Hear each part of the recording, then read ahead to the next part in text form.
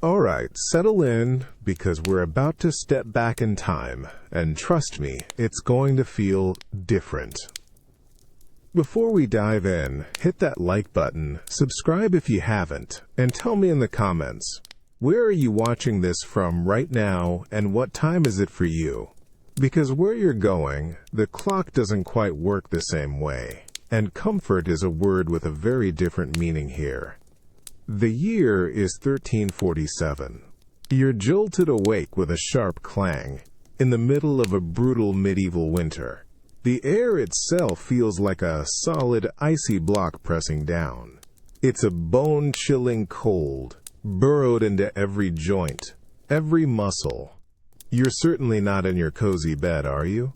You're in the Great Hall, a vast, cold space that never truly warms. The first sensation to hit you, even before the ache in your lower back, is the overwhelming smell.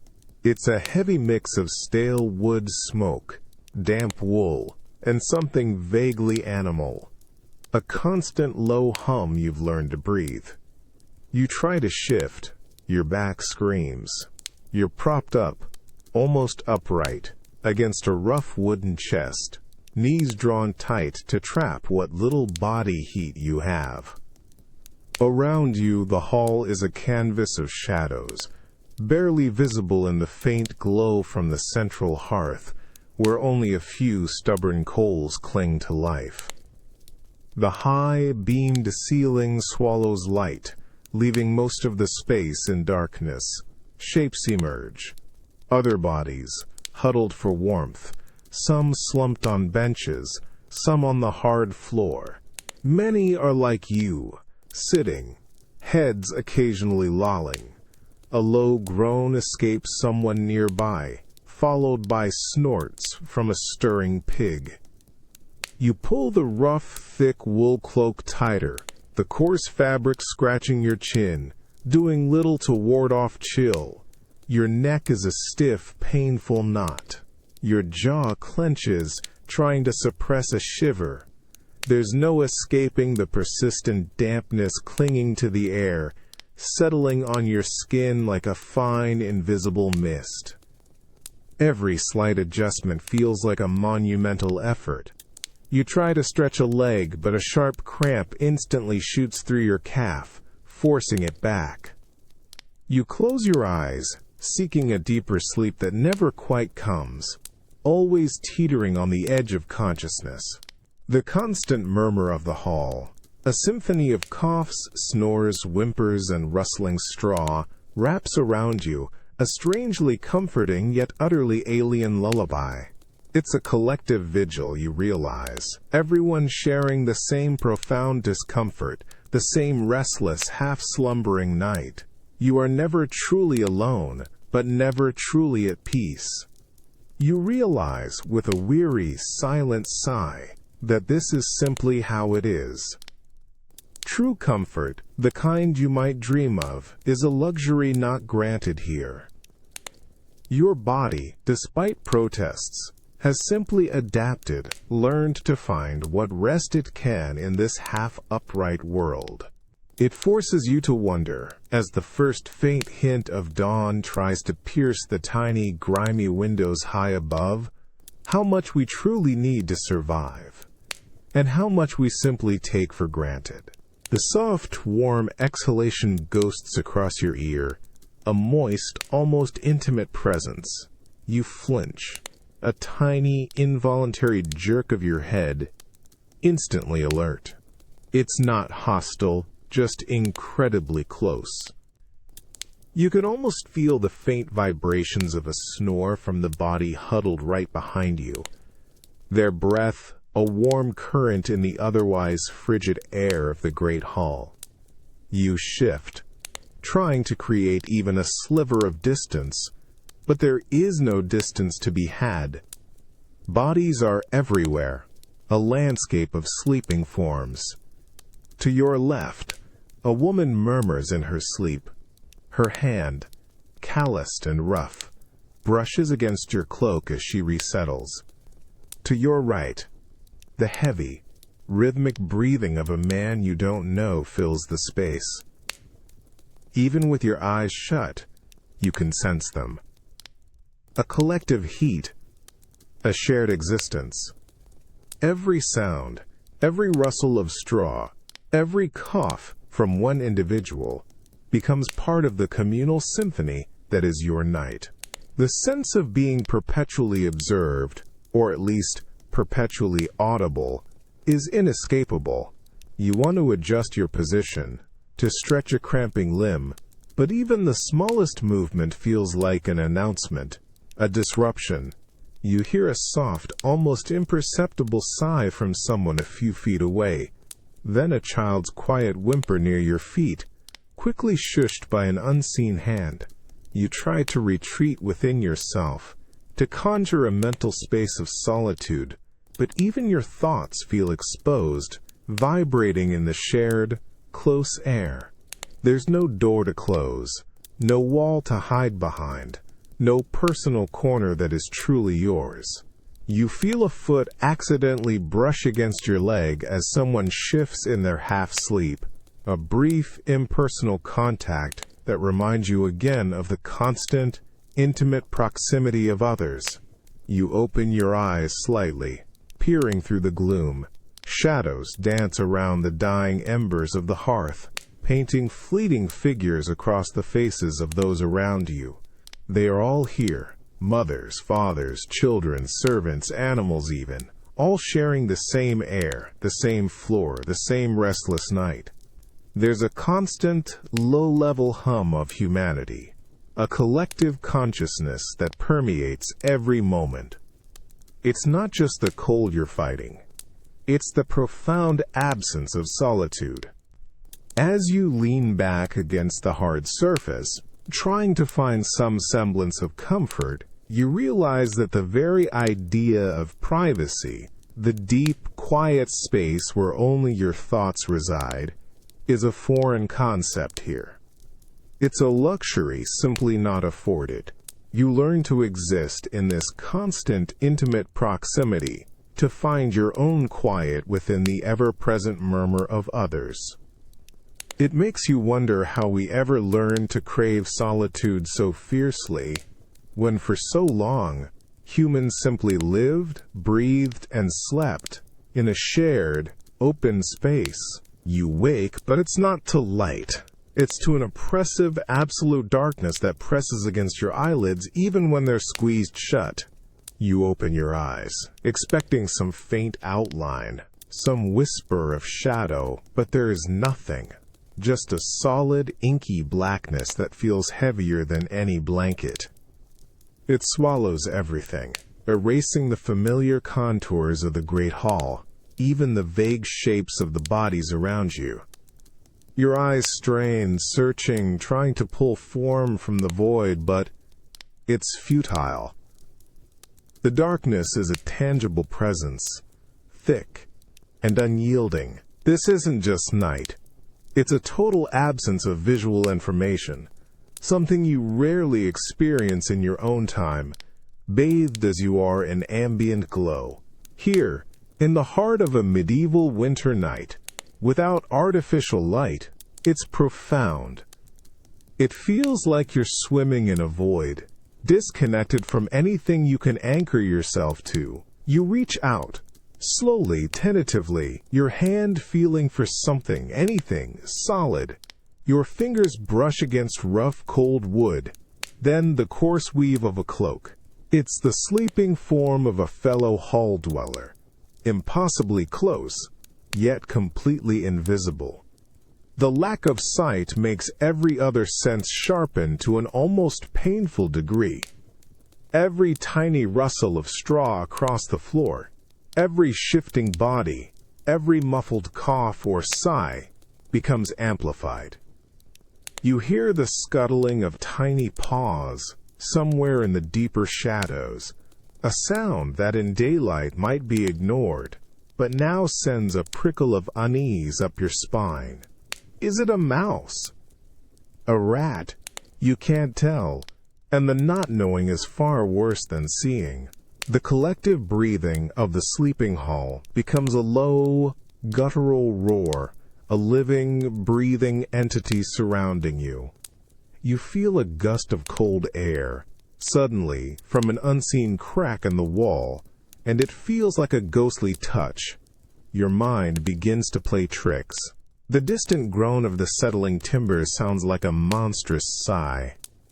The faint, sweet and sour scent of stale ale and human breath seems to swirl closer, more concentrated. You try to picture the hall, the hearth, the people, but the images are fragmented, ephemeral, quickly devoured by the all-consuming black. This isn't restful sleep. It's a vigilant half-slumber, your senses constantly on edge, sifting through the auditory landscape for any hint of threat, any sign of morning. You find yourself holding your breath, listening, waiting. The darkness isn't empty. It's teeming with unseen life, unknown activity. It forces an internal focus, a heightened awareness of your own beating heart, the feeling of your blood coursing, the tiny sounds your own body makes. You realize that without the constant visual anchors of your modern world, the dark doesn't just obscure, it transforms, making the familiar alien and silence an impossible luxury.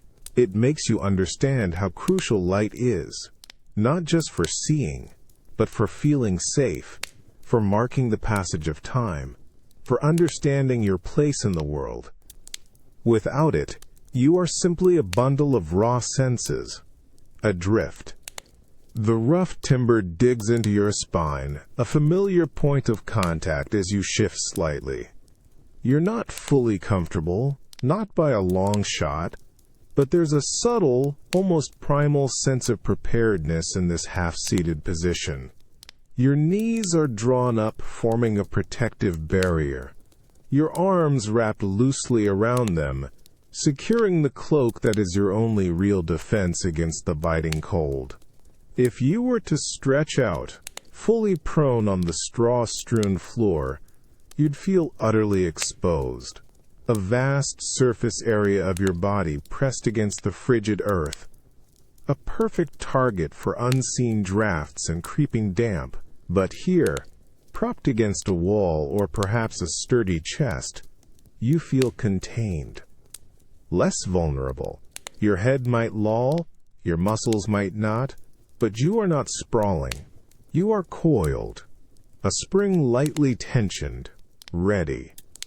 You hear the soft, rustling sound of a small creature scurrying somewhere nearby, and a shiver runs down your arm. Lying flat, that sound would feel like it was right next to your ear, crawling over you. But from your elevated perch, even by a few inches, it feels slightly more distant, more manageable.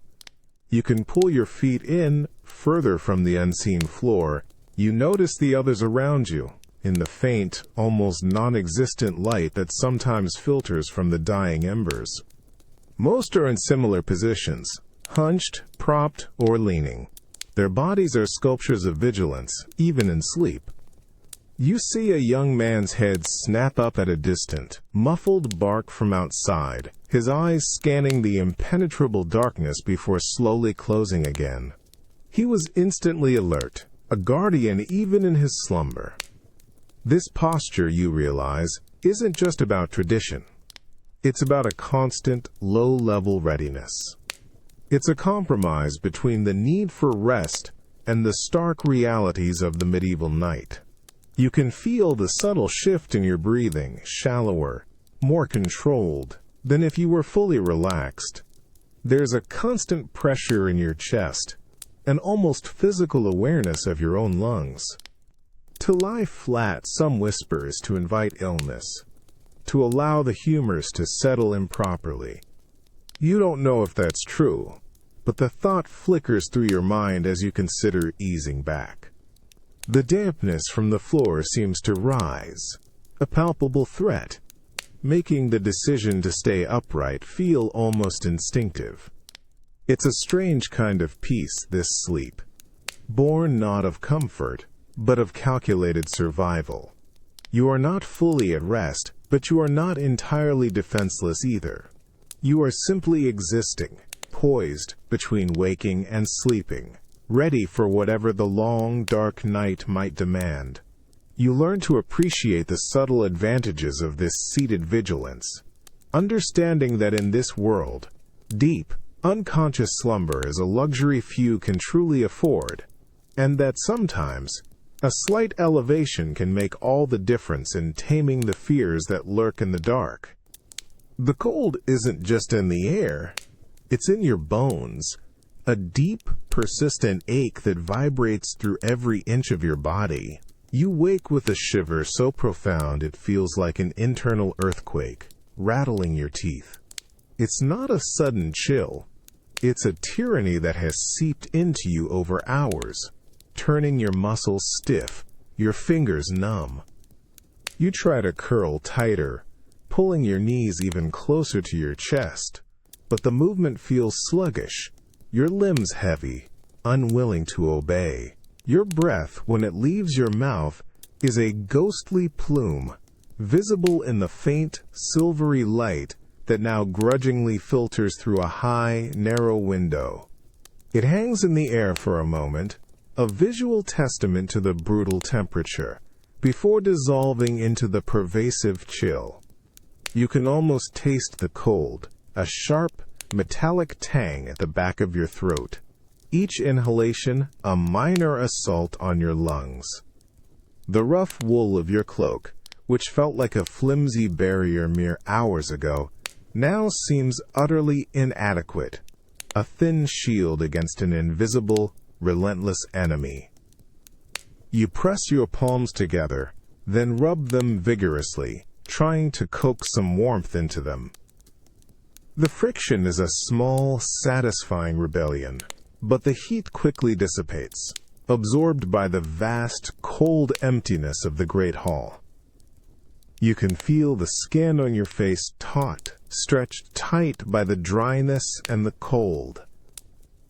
There's a dull throb in your toes, a distant warning that they are dangerously close to losing all sensation. Across the hall you see another figure stir, their shoulders hunched, head tucked low. They aren't just adjusting, they're trying to burrow deeper into their own meager warmth, a shared, desperate effort against the elemental force. You hear a sharp cough, raw and heavy, from a corner, a testament to the vulnerability this environment imposes on every living thing within it.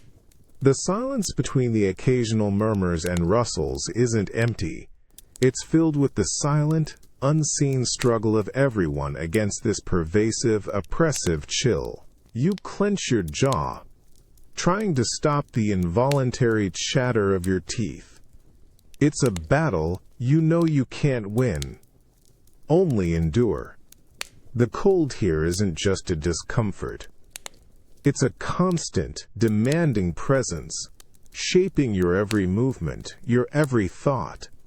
It makes you realize how utterly fragile the human body is against such a force, and how much of life, in a world like this, is simply a daily, hourly, moment-to-moment negotiation with the raw, uncompromising elements. You draw your knees up even tighter, pulling them into a locked embrace with your arms, a desperate attempt to create a pocket of warmth.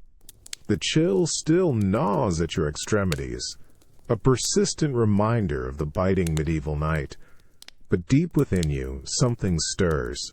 It's a faint, insistent glow radiating from your core, a sensation that slowly, deliberately fights back against the relentless cold seeping in from every stone and timber. A deep shiver ripples through you, not an uncontrolled spasm, but a rhythmic tremor that feels strangely deliberate, almost purposeful. It's your body's primitive engine kicking into gear, generating tiny internal pulses of heat. You clench your fists, feeling the tendons tighten, then slowly relax them before clenching again, repeating the motion. A subtle exercise to generate friction and warmth in your chilled fingers. You tuck your chin deeper into your chest, pulling the coarse wool of your cloak higher, trying to seal off any escape routes for this precious warmth, creating a small enclosed space for your breath to recycle its heat.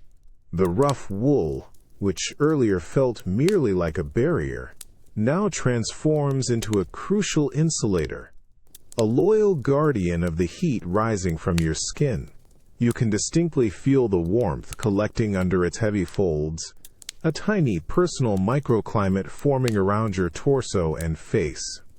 Your breath, still visible as a ghostly plume, seems less of a shock now, somehow feeling more integrated, a visible part of the warmth you are actively generating. You consciously press your side closer to the person sleeping next to you, a subconscious yet vital move to borrow even a fraction of their radiated warmth. You feel a faint return, a soft heat seeping through their thick clothing, a shared ember in the vast cold. It's a constant, silent negotiation, this battle for thermal equilibrium. The vast, cavernous hall tirelessly tries to steal your heat, pulling it away with every unseen draft, every cold stone surface that touches your body. But your body fights back, a small, incredibly determined furnace at the center of your being. You can feel your blood coursing, a warm, vital river beneath your skin, carrying the heat from your core to your chilled limbs, pushing back the numbness. It isn't comfort, not in the way you understand it, but it's a profound, essential living warmth, a testament to your own deep-seated resilience.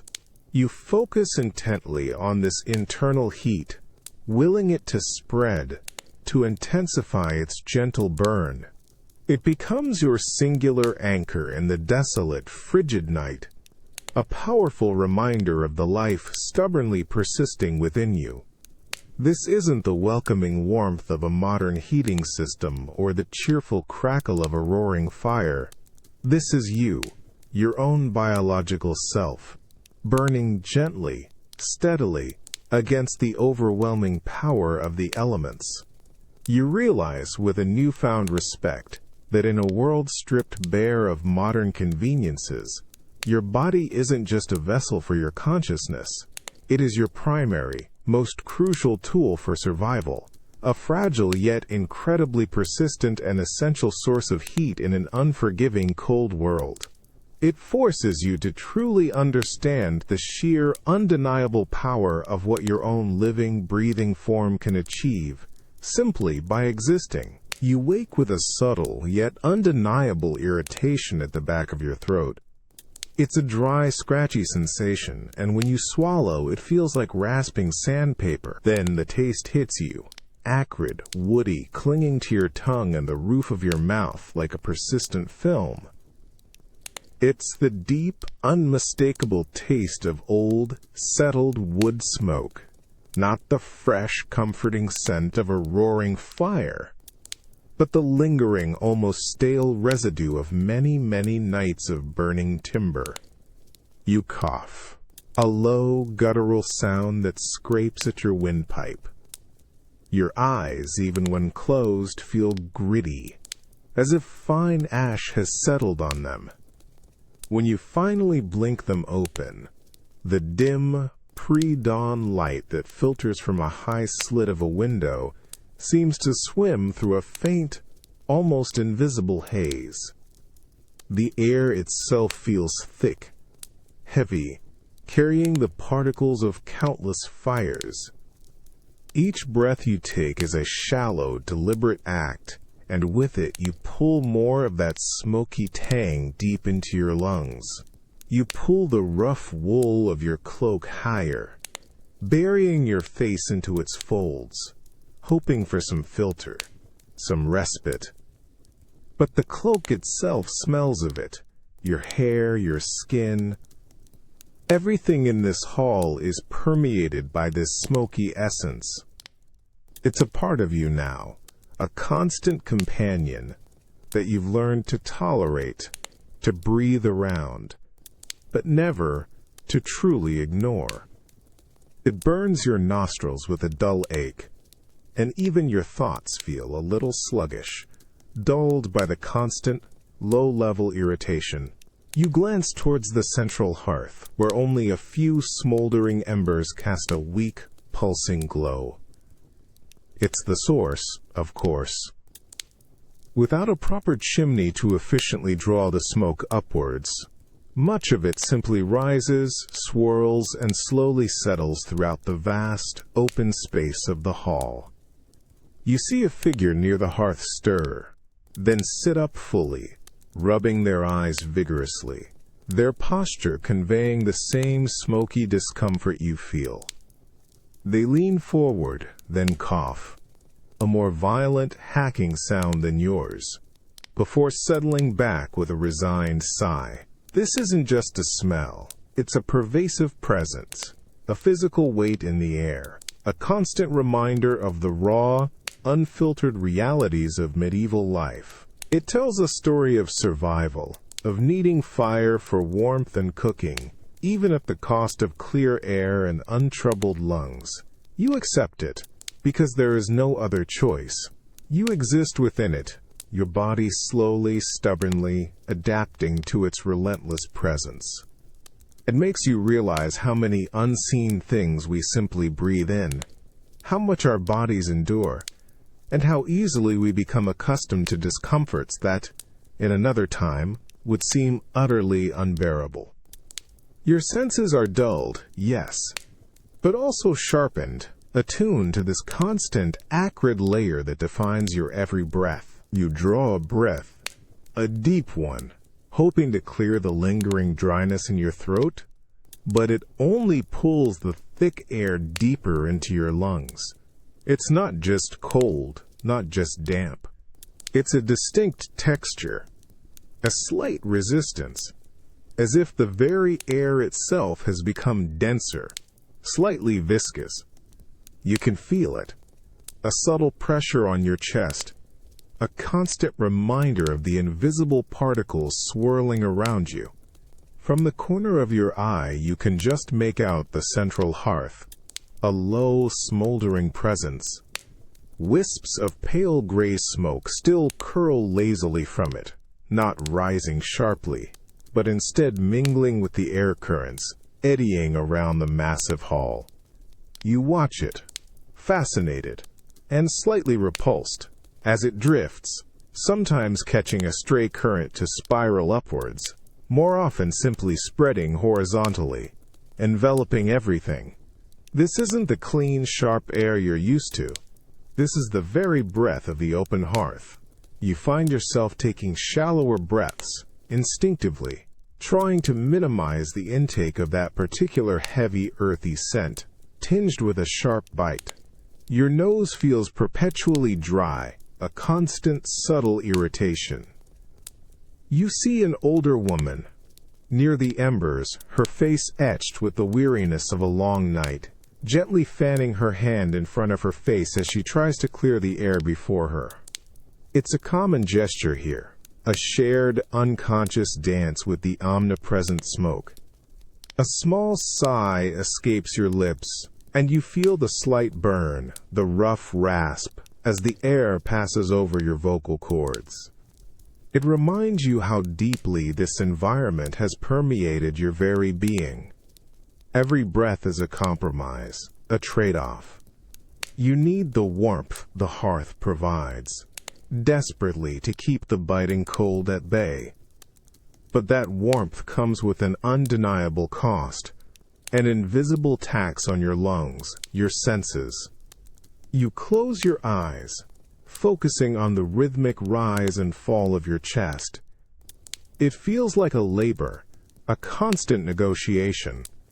Your body is working harder, silently, heroically, to filter this air, to extract the oxygen it needs, while constantly processing the byproducts of burning wood.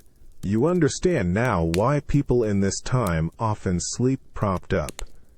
To lie flat, to breathe deeply, might feel like inviting the smoke to settle heavier, deeper within you. It's a stark reminder that even the most fundamental act of living, breathing, is a constant, conscious effort here. A testament to the raw, visceral challenge of simply existing in a world where the very air you breathe is a compromise. A raw tickle starts deep in your chest, blossoming into a cough that rattles your ribs. It's a dry, hacking sound, one you've heard echoing through the great hall countless times during these long, bitter nights. You instinctively press a hand to your chest, feeling the dull ache, the persistent tightness that feels like a weight settling deep within you. It's this very sensation, this internal congestion, that brings a vivid, almost chilling memory to mind. You remember the physician, a stern man with knowing eyes and a quiet gravity, speaking of the body's humors. He'd talk to the dampness, the cold, how they could seep into you as you slept, especially when lying low to the ground.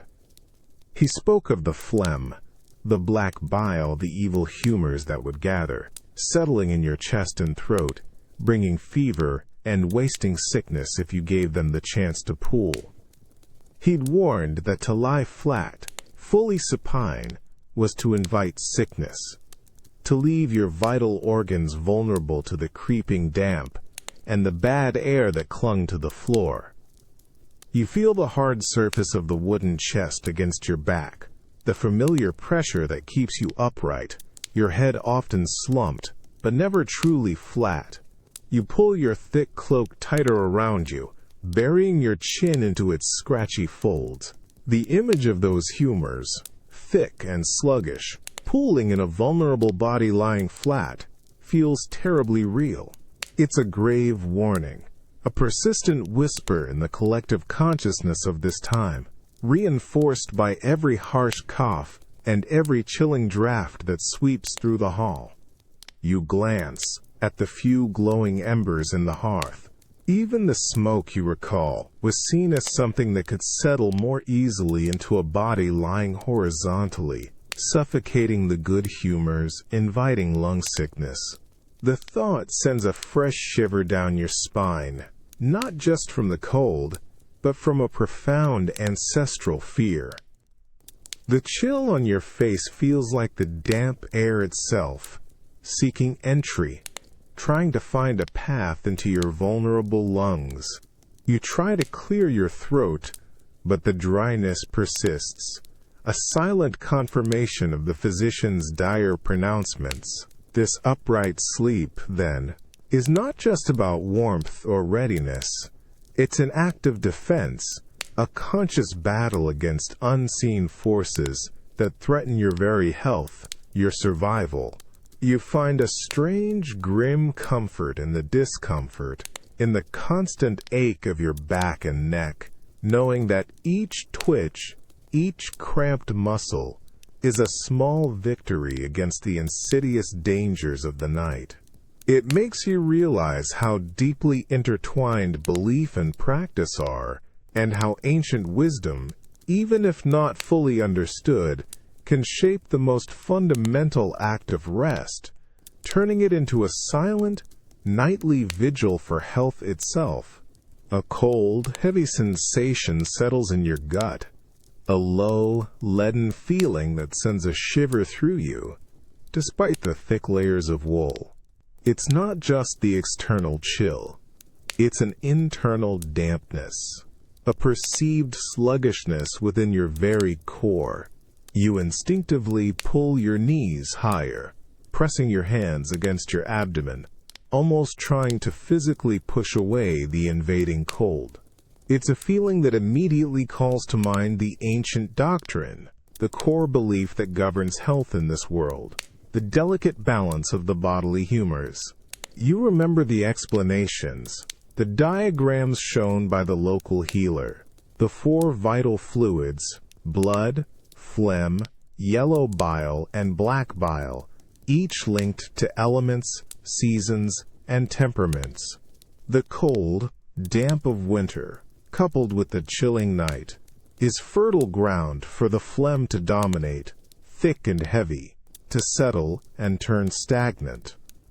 To lie completely flat, you recall, is to invite disaster, to allow this cold, watery humor to pool in your chest, to flood your lungs, or to creep into your head, bringing catarrh, coughs, and a persistent, debilitating congestion. You shift, feeling the familiar protest of your spine against the hard surface, but a deeper, instinctual part of you understands the necessity. This upright posture, this constant, weary lean, is a deliberate act of bodily maintenance. It's an attempt to keep those vital humors in constant, gentle motion, preventing the heavy phlegm from sinking and festering. You picture it, a viscous, white fluid, and the image makes you instinctively clear your throat, a small, involuntary effort to dislodge any imagined blockage. Around you, others stir, adjusting their own propped forms. A man near the hearth rubs his chest with a slow, circular motion, his eyes heavy, a silent confirmation of the shared struggle against internal imbalance. You see a woman draw a deep, deliberate breath, almost a sigh, before exhaling slowly, as if coaxing her own internal fluids to circulate correctly. Everyone, in their half-sleep, seems to be engaged in this subtle, nightly vigil, a personal act of preventative medicine dictated by centuries of belief. The air itself, still thick with wood smoke and dampness, feels like an enemy to the humors, threatening to exacerbate the cold and wet within. Your breathing, already shallow from the smoky atmosphere, feels like it's also constrained by an awareness of what it's drawing in and where it might settle. This isn't just about discomfort. It's about a profound, almost religious adherence to a system that explains every internal sensation, every sniffle, every ache. You are not just sleeping. You're actively managing your internal landscape, battling the elements from within, trying to keep the delicate balance of your life-giving fluids from tipping into sickness. You realize that your body isn't just a vessel. It's a complex, fragile machine that demands constant, diligent attention, even in the deepest hours of the night. The usual murmur of the hall, the restless rustle of straw, the muffled coughs that normally punctuate the long night, they're all gone. Replaced by a stillness so absolute it feels like a physical pressure in your ears, a profound quiet that sends a prickle of unease up your spine. You don't hear a breath, a shift, anything from a particular corner where an old man usually sleeps. It's an absence that screams louder than any sound.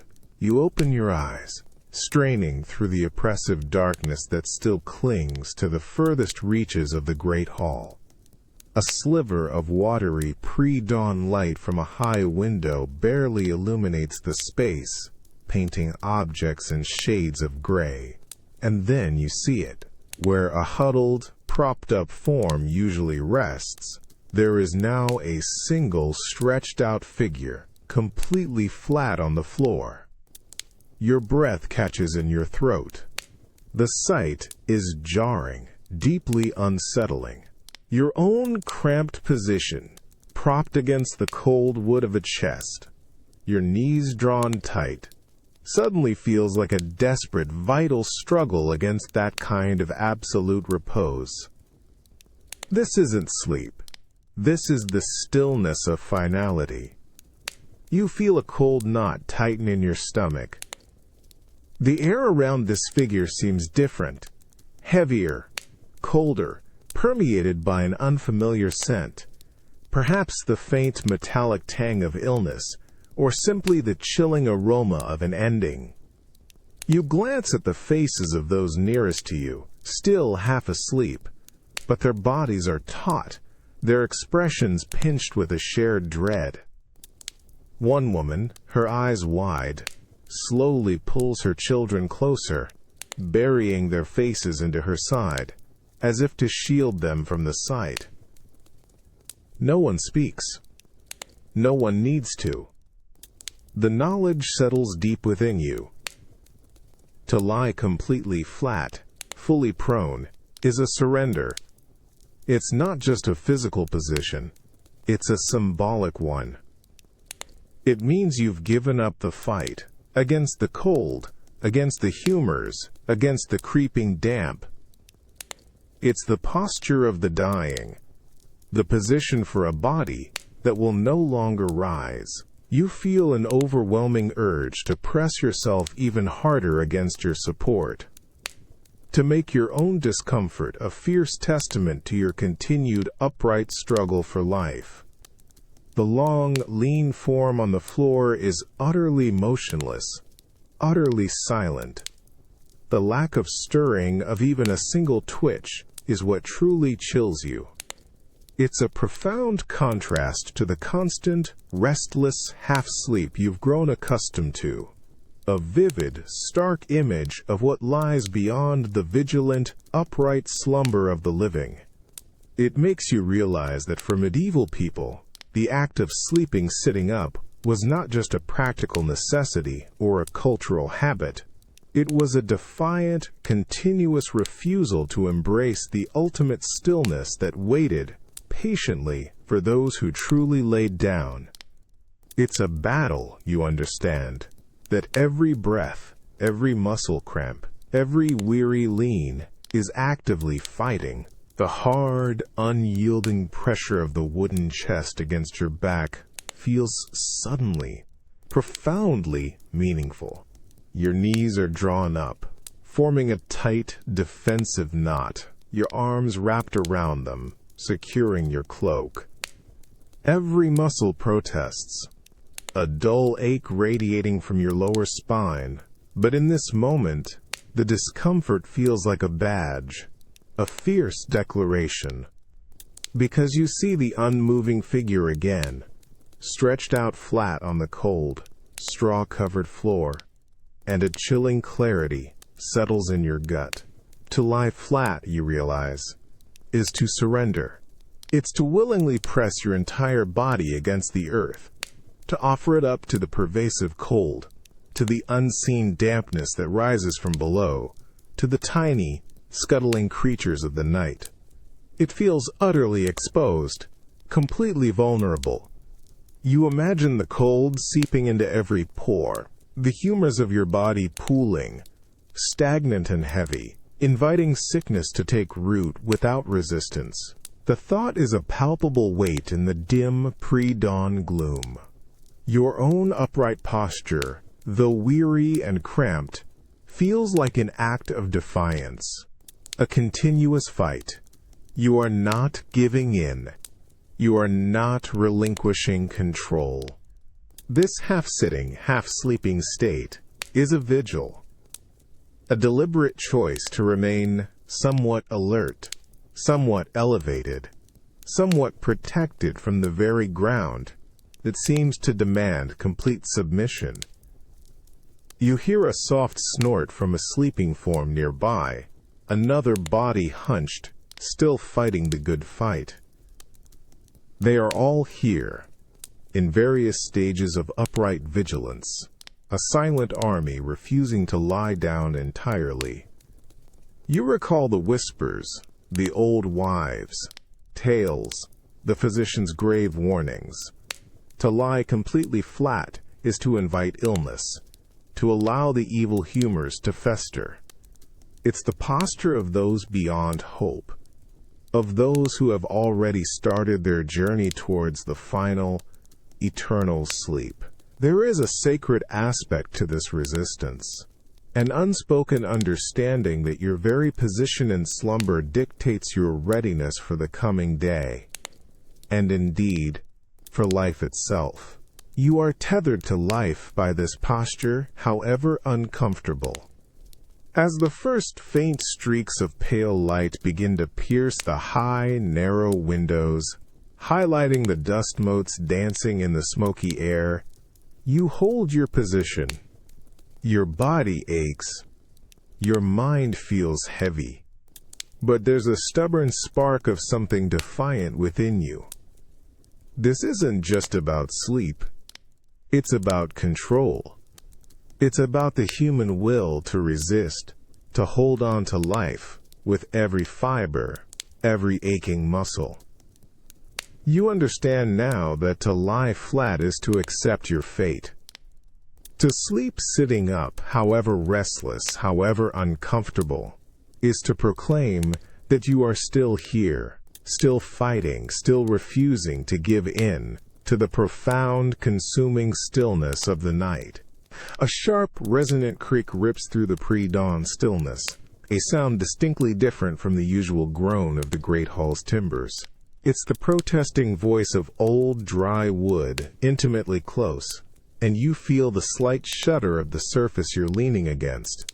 You realize, with a heavy-lidded awareness, that the sound comes from the very structure enclosing you, a small, box-like chamber built into the wall of the larger room.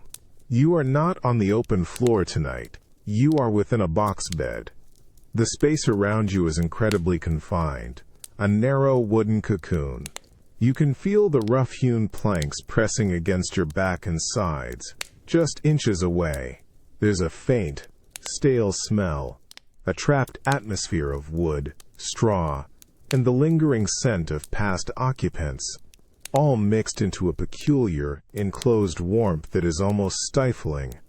It's a stark contrast to the vast, drafty open hall, yet it carries its own claustrophobic weight. You reach out a hand, and your fingers immediately brush against the solid wall of the bed, feeling the grain of the wood, the subtle chill that still permeates it despite the enclosure.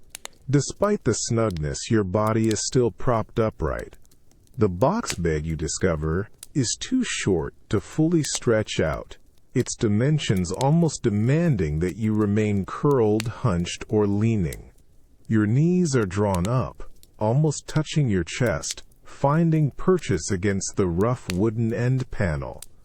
Your head rests against a plank behind you, the pressure, familiar, almost comforting in its solidity compared to a soft, yielding surface. The creak repeats as you shift, a reminder of the structure's age and the constant movement within. Through a narrow, unseen gap in the slats, you can just make out the dim, smoky outline of the great hall beyond, the forms of other sleepers, a blurry tableau of shared discomfort. Here, however, you have a small measure of separation, a sliver of privacy from direct view, though every sigh and rustle from outside is still perfectly audible, a constant, low thrum against your wooden walls. The stale air inside feels heavier, as if all your exhaled breaths are lingering, yet paradoxically, it feels slightly warmer, more contained, less susceptible to the brutal drafts that sweep across the open floor. This small wooden world is a compromise. It offers a fleeting illusion of solitude, a physical barrier against the vastness of the hall, but at the cost of genuine space and fresh air. It forces your body into a particular position, a permanent half-seated vigilance that feels both restrictive and, in its own way, strangely secure. You realize that comfort isn't just about softness. Sometimes it's about containment, about building a small, defiant boundary against the overwhelming world, even if that boundary creaks and traps your own breath. This narrow wooden box, you understand, shapes your sleep as much as any custom, guiding your body into a posture that offers a curious blend of constraint and, in this harsh world, a subtle, precious protection. You draw a shuddering breath, and the sound is unnervingly loud, a hollow echo against the close-set wooden walls of your box bed. The air, thick and still, feels recycled, a stale mixture of your own breath and the lingering sense of timber and old straw. Your body, already accustomed to being hunched, feels tightly encased, almost shrink-wrapped by the unyielding planks that surround you on all sides. You press a hand against the side, feeling the rough grain of the wood, and the solid, unmoving barrier feels impossibly close, a stark definition of your limited world. This isn't just a bed. It's a tight, narrow chamber, built to precisely fit a sleeping, upright form. Your knees, pulled up, brush against the wooden end panel. Your shoulders are pressed against the sides. There's no room to stretch, no space to truly spread out and relax. It forces you to consider the shape you're in, the outline you cast, and a chilling thought surfaces. This snug fit, this unyielding enclosure, mirrors something else. It feels like a coffin, a small, wooden box, perfectly designed to hold a body, but a body that is still, stubbornly, alive. You hear the faint, distant sounds of the great hall beyond your wooden enclosure. A child's whimper, a dog's soft sigh, the constant murmur of human presence, but they feel distant, muffled, as if filtered through layers of earth. Here within your wooden shell, there is a strange, almost profound sense of individual isolation, a stark contrast to the communal sleeping on the open floor. Yet that isolation is not comforting. It feels like a temporary burial, a nightly entombment from which you are expected to rise. You try to shift, to alleviate the cramp that's seizing your calf. But the movement is awkward, constrained. Your foot hits the end, your elbow scrapes the side. Every small adjustment is a reminder of the physical boundaries, the wooden prison you occupy until dawn. The darkness inside feels even more absolute, a personal void, because even the faint light from the communal hearth struggles to penetrate this dense wooden barrier. You are sealed in, away from the world, yet acutely aware of your own living breath, your own beating heart, a vibrant pulse within the stillness of your wooden cell. This isn't restful, not in the sense you know. It's a vigilant, contained slumber, a nightly practice in self-containment. You realize that while this tight wooden box might offer a sliver of warmth and protection from drafts, it also imposes a profound, almost primal sense of enclosure. It forces you to confront the limits of your physical space, and to understand that even in sleep, in this world, there are choices to be made about how much you are willing to surrender and how much you will keep in defiant, living form. This wooden box, this coffin for the living, truly shapes your very consciousness, making you acutely aware of the precious, fragile boundary between life and the deep, eternal slumber. A soft, hushed rustle breaks through the pre-dawn stillness, a sound like dry leaves stirred by an unseen breath, yet far richer, deeper. It comes from directly above and around you, not the rough scratch of wool or the whisper of straw, but the thick, dense sigh of heavy fabric. You don't feel the biting chill of the open hall here. Instead, a peculiar, enclosed warmth presses in, an almost stagnant pocket of air that carries the faintest scent of old, expensive linens, perhaps a hint of dried lavender. You open your eyes, and the darkness here is different. It's not the absolute, oppressive black of the unlit hall, nor the tight, enclosed gloom of a wooden box bed. This is a softer, gentler darkness, diffused by the layers of thick, woven cloth that cocoon you. You raise a hand, and your fingers brush against a smooth, surprisingly heavy textile, far finer than anything you've touched in this time. It drapes from an unseen canopy above, flowing down to enclose the space you occupy, creating a world within a world. You are still propped up, though. Not against a rough chest or a cold wall, but against plump, surprisingly soft bolsters that yield to the curve of your spine. Your legs are drawn up, yes, but not in a desperate attempt to conserve heat. Here, the warmth is managed, held. The high sides of the bed, obscured by the heavy curtains, feel solid beneath you, but the entire structure is grander, more substantial. You feel the slow, rhythmic sway of your head as you drift, secure within this private enclosure. From beyond the curtains, the muted sounds of the great hall filter through. A distant snore, the soft scuffle of a foot on straw, familiar noises now rendered faint and harmless. They are external, no longer pressing in, no longer demanding your immediate vigilance. You are separate, observed perhaps, but not exposed. You reach out, letting your fingers explore the deep folds of the curtain, feeling the weight and texture of the material, a tangible boundary between your personal space and the communal world beyond.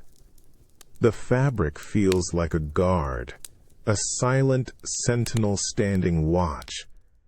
This is a new kind of sleep, a different layer of the medieval night. It's still not the sprawling, unconscious repose of a modern bed, but it is a marked step away from the raw survival of the open floor. Here, even in the perpetual half-sleep, there's a sense of deliberate, constructed privacy, a small defiance against the shared, communal existence. It makes you realize that even for those with means, the need to carve out a distinct, warm, and somewhat secluded space for sleep was paramount. A persistent human desire that transcends even the most stark realities, proving that comfort and seclusion, in any era, are always relative and deeply valued. A soft, muffled sneeze drifts in from beyond the heavy fabric walls of your bed, a distinct sound that, despite the layers of cloth, still penetrates your semi-slumber. You can even sense the direction it came from, a clear reminder that you are not, in fact, truly alone. Here, within this luxurious, curtained enclosure, there is an illusion of solitude, a precious, fragile boundary against the bustling world of the great hall. But an illusion it remains. You shift, nestling deeper into the soft, yielding bolsters that cushion your back, a far cry from the unforgiving wood or stone of the common sleeping spots. Your body remains propped up, comfortable enough to allow a deeper rest, yet still in that semi-alert state that seems ingrained in this era. The dense curtains, rich with texture, block out the visual chaos of the hall, replacing it with a comforting uniform darkness. You can reach out, feeling the heavy fabric on all sides, a tangible cocoon that promises separation. But the sounds are always there. A low growl from one of the dogs, followed by a soft, shushing whisper from a servant trying to soothe it. The rhythmic creak of timbers as someone shifts on a distant bench. A fit of coughing from near the hearth, more muffled now, but still present. These aren't intrusive. They're simply there. A constant, low-level hum of humanity, proving that even a noble, curtained bed cannot completely silence the world. Your personal space is carved out, yes, but it is permeable. You imagine the noble lord or lady who might usually occupy this very bed. Even they, with their privilege and fine textiles, would still be acutely aware of the life unfolding just beyond their luxurious enclosure. The servants sleeping on the floor nearby, the guards by the door, the constant ebb and flow of a living, breathing household. It all vibrates through the heavy curtains, a subtle reminder that true, complete isolation, the kind you might crave after a long day, is a modern invention. You close your eyes, appreciating the warmth, the softness, the exquisite feeling of not being exposed to every draft or every passing glance. This is undoubtedly a superior sleep, a deeper, more restorative kind of rest than the raw survival of the open hall. Yet even here, within this privileged enclosure, you feel connected to the larger human tapestry, inextricably linked to the sounds, the breaths, the very presence of others. It forces you to realize that in the medieval world, the concept of a solitary existence was almost alien. Even in your most private moments of rest, you are part of a greater whole, your illusion of solitude, a beautiful, yet ultimately transparent veil woven through the fabric of shared human existence. A hot, stale wave washes over your face, a gust of air heavy with the scent of unwashed bodies, stale ale, and something vaguely metallic, like old leather and sweat. It's so close, so uncomfortably intimate, that you flinch, instinctively pulling your head back, though there's nowhere to go. This isn't the familiar, if crowded, great hall. You're in a common room at a bustling inn, and the breath belongs to a complete stranger, huddled impossibly close beside you on the rough straw mattress you're sharing. You open your eyes, and in the faint flickering light from a single tallow candle guttering near the hearth, you make out a mosaic of unknown faces around you. You're crammed onto a wide, communal bed, perhaps just a thick layer of straw on a raised wooden platform, shared with at least 4 or 5 other travelers, none of whom you know. Their bodies form a warm, living mass against you, some snoring with a deep, chesty rumble, others sighing in restless sleep. Your side is pressed against one, your back against another, a constant, unavoidable contact with unknown flesh. The man whose breath just startled you shifts, his elbow nudging your side, a brief, impersonal touch that makes your skin crawl. You pull your knees tighter to your chest, trying to reclaim some small sense of personal space. But it's a losing battle. The air itself feels thick with other people's presence, their dreams, their unspoken stories. Every cough, every rustle, every restless groan from a stranger becomes part of your own experience, an invasive soundtrack to your fitful slumber. You feel a wave of intense vulnerability. In this raw intimacy with total strangers, your instincts are on high alert. You keep your cloak pulled up around your chin, not just for warmth, but as a flimsy barrier, a shield against the unfamiliar smells and closeness. To lie fully stretched out, truly vulnerable, feels utterly unthinkable here. Your propped-up position, though uncomfortable, offers a strange sense of readiness, a way to keep your head elevated, your face less exposed to the unknown. As dawn approaches, painting the grimy windows with a faint, greasy light, you observe the weary faces around you. They are all in similar, half-sitting postures, a collective testament to the strange, unwanted intimacy of the medieval inn. You realize that in a world without private rooms or personal beds for most travelers, sleep isn't just about rest.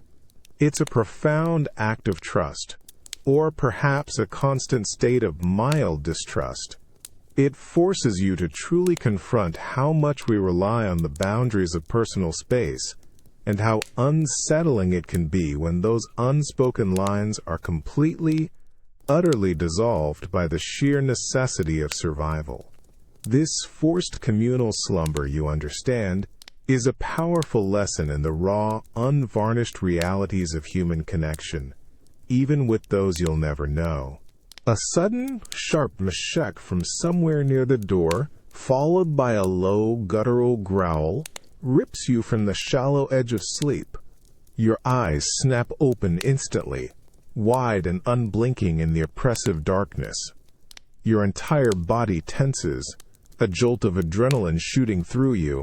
This isn't the soft creak of timbers or the rustle of a restless sleeper. This is an intrusion, a sound of unexpected weight and potential danger. You lie, or rather, you sit, perfectly still on the communal straw mattress, your body coiled, every muscle primed. Your upright position, knees drawn tight, arms wrapped around your cloak, suddenly feels less about warmth and more about immediate readiness. If you were truly sprawled, deeply asleep, that sound would be a distant echo. But here, in this watchful semi-slumber, it feels amplified, right next to your ear. Your head, though heavy, is already tilted, straining to locate the source. Your breathing shallow, almost imperceptible. You feel the slight shift of the stranger pressed against your side, their heavy breathing momentarily hitched. They're awake too, you realize, or at least startled into a similar state of alert stillness. You can't see them, not clearly, but you can feel the tension radiating from their body, a shared tremor of unease. The shadows in the flickering candlelight from the distant hearth seem to dance with heightened menace, transforming mundane objects into menacing shapes. Was that a person moving? A hand reaching? Or just the shadow of a hanging pot?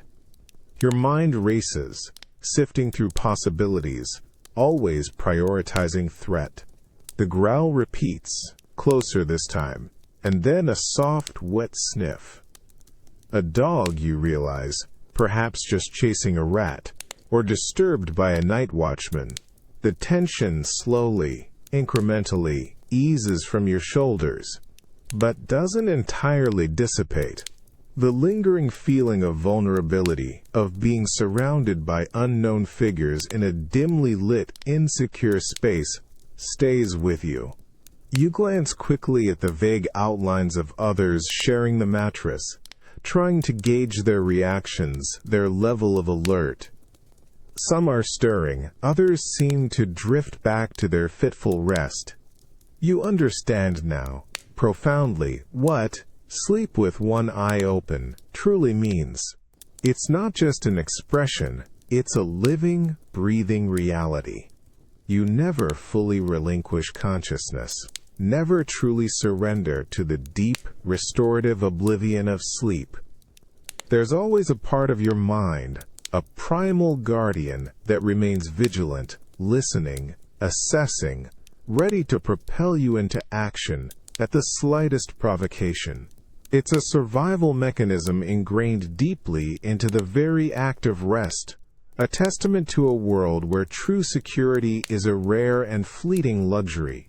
This isn't just a way to sleep, it's a way to endure, a constant, low-level vigilance that shapes not just your nights, but the very fabric of your perception of safety in a demanding, unforgiving world. A colossal brazen clang rips through the profound stillness of the pre-dawn darkness, vibrating deep in your chest, instantly shredding the thin veil of your half-sleep. It's not a gentle awakening, but a violent jolt, a sound so immense it feels like a physical blow against your skull. Your heart leaps, hammering against your ribs, and your eyes snap open, wide and unblinking, straining against the heavy, oppressive black. You are not in the chaotic, communal great hall anymore. Here, the air carries the faint, clean scent of stone and beeswax, but is just as biting cold. You are propped in a narrow, individual cubicle, separated from others by low wooden partitions. Your coarse woolen habit, though thick, offers little defense against the pervasive chill that clings to the stone walls. Your breath fogs visibly in the frigid air. A ghost of your presence, the clang echoes, then is followed by another. and another, each thundering peal a direct command, an inescapable summons. It's the monastery bell, of course. Matins. You know this sound intimately. This relentless iron voice that dictates the rhythm of your life, demanding vigilance even in the deepest hours of the night. Your muscles ache, stiff from the awkward, half-seated position you've adopted on your straw pallet, but there is no question of lingering. This isn't a choice, it's a sacred duty. Around you, in the gloom beyond your partition, you hear the quiet rustle of other monks, a collective sigh of weary resignation, then the soft scrape of sandals on stone. No one complains, no one hesitates. You see a shadowy figure rise, their shoulders hunched against the cold, their head bowed, a silhouette of quiet obedience. They move with an almost ethereal grace in the darkness, a practiced, disciplined response to the bell's stern call. You feel a profound sense of exhaustion, a primal yearning to sink back into the fleeting warmth of your rough blanket, to finally stretch out flat and succumb to true, deep slumber. But the bell insists, its vibration still humming in the stone, a constant, undeniable presence. You swing your legs carefully over the edge of your pallet, wincing slightly as the cold floor presses against your bare feet. Your body protests every movement, but your will, tempered by years of this rigorous routine, already turns towards the chapel.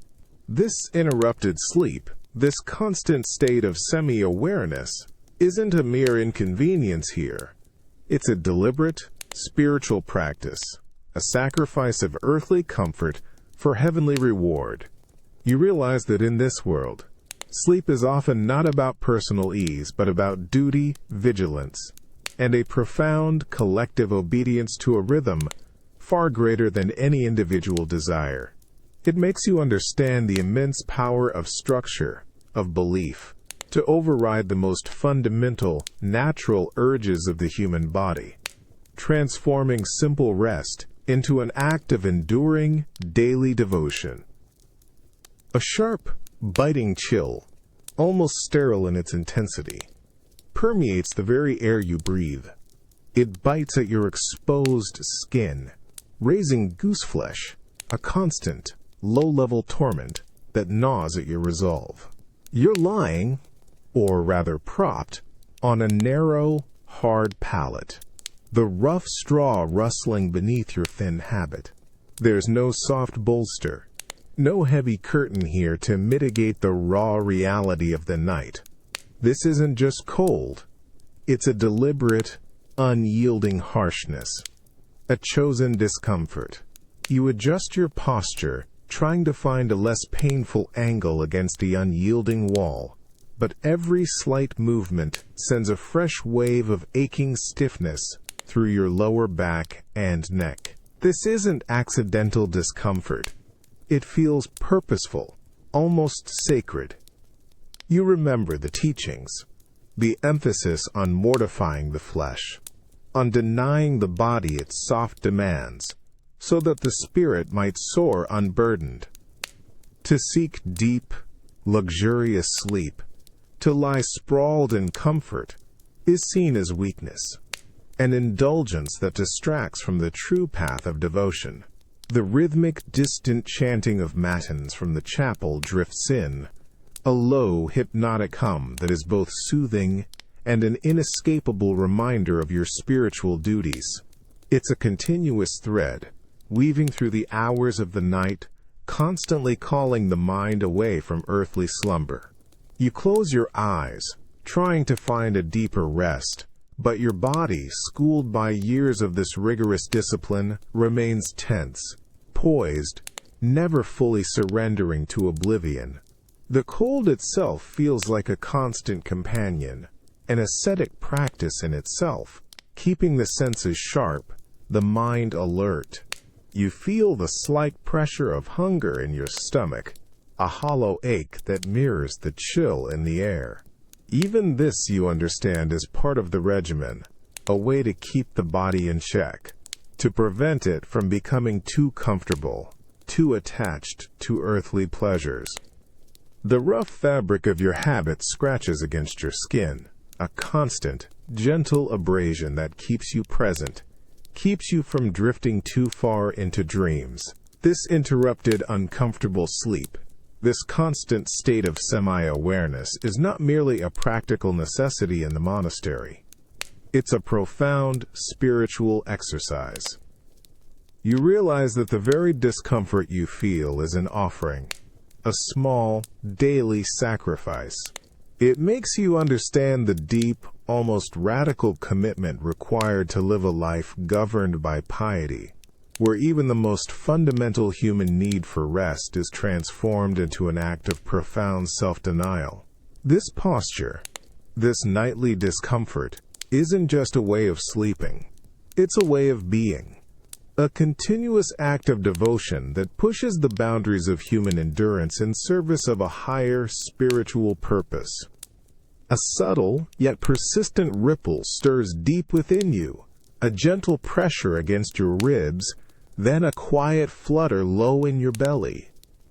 It's not your own discomfort that truly jolts you from sleep this time, but the undeniable presence of the life growing inside. You draw a shallow breath, already feeling the familiar tightness in your chest, the way your lungs struggle for space against the increasing firmness of your abdomen. Your back, perpetually aching, protests with a low throb against the rough wood of the chest you lean on. Your swollen ankles feel heavy, leaden weights you can barely shift. You try to adjust, to find a position that offers even a fleeting moment of ease, but every movement is a slow, deliberate act, a negotiation with the new weight pressing forward. Lying flat, truly flat, feels impossible, a suffocating prospect where the sheer bulk of your belly would press relentlessly on your lungs, on your churning stomach, making every breath a desperate fight for air. You remember the hushed advice of the older women, the knowing glances from the midwife. "Keep the babe high," they'd murmur, their voices low and grave, lest it settle too low and cause trouble in the birthing. Or, an upright sleep keeps the passages clear, makes for an easier arrival. Superstition, perhaps, but in this world, such wisdom carries the weight of generations, of survival and loss. This upright sleep, then, is not just for your own weary body. It's a constant, weary vigilance for two, a deliberate act to protect the precious, unseen life within. You feel a small, internal shift, a gentle kick, a reminder of the future that dictates your every movement, your every uneasy breath. Across the great hall, barely visible in the dim pre-dawn light, a young mother rocks her swaddled infant, murmuring softly. Her own posture still seems slightly hunched, a familiar shadow of her recent burden. You catch her tired eyes meet yours across the smoky space, a flicker of shared understanding passing between you, a silent acknowledgement of the strength and the struggle. The sheer, unrelenting exhaustion of carrying this life, coupled with the relentless physical discomfort of this harsh world, is a profound burden. Yet, within that burden, you feel an immense, quiet strength, an ancient, powerful resilience that asks not for personal comfort, but for unwavering endurance, for the safe passage of the life cradled within you. It makes you realize how deeply intertwined a woman's body is with the very rhythm of human survival, and how the act of simply existing, especially when nurturing another life, becomes a powerful, unwavering testament to raw, fundamental human strength, a strength born of necessity and unwavering hope. A soft, fluttery warmth spreads across your lower abdomen, a gentle shifting from within that pulls you instantly from the edge of sleep. It's not a violent kick this time, just a languid roll, a subtle repositioning of the life you carry. And with it, a fresh wave of nausea washes over you, hot and unwelcome in the already smoky, chilled air. You instinctively press a hand to your swollen belly, a protective gesture, a constant connection to the tiny, vulnerable being residing there. Your upright posture, a weary necessity, feels heavier tonight, almost monumental. The relentless ache in your lower back, the pressure on your bladder, the constant struggle to draw a full breath, these are not just your discomforts. They are also, inextricably, the conditions of this tiny life. You remember the old women's warnings, their eyes heavy with experience. Lie flat, and the child might turn badly. Lie flat, and the dampness will settle deep in your womb. Whether truth or fear, the words are a constant whisper in your mind, reinforcing every cramped, painful moment of this upright vigil. You draw your knees up, supporting the weight of your belly with your forearms, trying to create a small temporary hammock for the child. Every movement is deliberate, an adjustment made not just for your own relief, but for the perceived well-being of the precious life within. You can feel the slight pressure of your ribs against your lungs, a constant battle for air. But the thought of lying fully supine, letting the full weight press down, fills you with a profound dread. It's a mother's instinct, ancient and undeniable, to keep this precious cargo as elevated and clear as possible. Through the dim, pre-dawn light, you watch another mother across the hall, a young woman, gently patting the back of her sleeping infant, her own head drooping but still upright. You feel a profound, silent solidarity with her, a recognition of the shared relentless vigilance that being a mother in this harsh world demands. Even in sleep, your senses are heightened, attuned to every subtle internal shift, every external sound that might signal a threat to the fragile life you carry. The cold bites at your skin, the smoke stings your throat, but these external discomforts pale against the fierce, burning need to protect. This isn't sleep for rest alone. It's a living, breathing act of protection, a nightly dedication to ensuring the safest possible passage for a new soul into this demanding world. You realize that a mother's love in this era is not just tenderness. It's an immense, enduring strength, a constant, physical sacrifice that shapes her every breath, her every weary, upright moment, turning sleep itself into an unwavering, profound act of devotion and survival. A gurgling, wet rattle rips through the smoky quiet, not from your own chest, but from the man slumped next to you. It's a sound so raw and choked, so deeply seated, that it pulls you sharply from your fitful slumber, leaving a metallic taste of fear in your mouth. You flinch, pulling your heavy cloak tighter around your face, trying to distance yourself from the harrowing sound. You open your eyes, straining through the dim, greasy light of pre-dawn that barely penetrates the great hall's gloom. The man is still propped upright, a familiar silhouette of weary sleep, but his head is lolled at an unnatural angle, and his breathing is shallow, punctuated by that horrific, wet cough. It's a sound that seems to vibrate through the very air, a constant, sickening rhythm of struggle.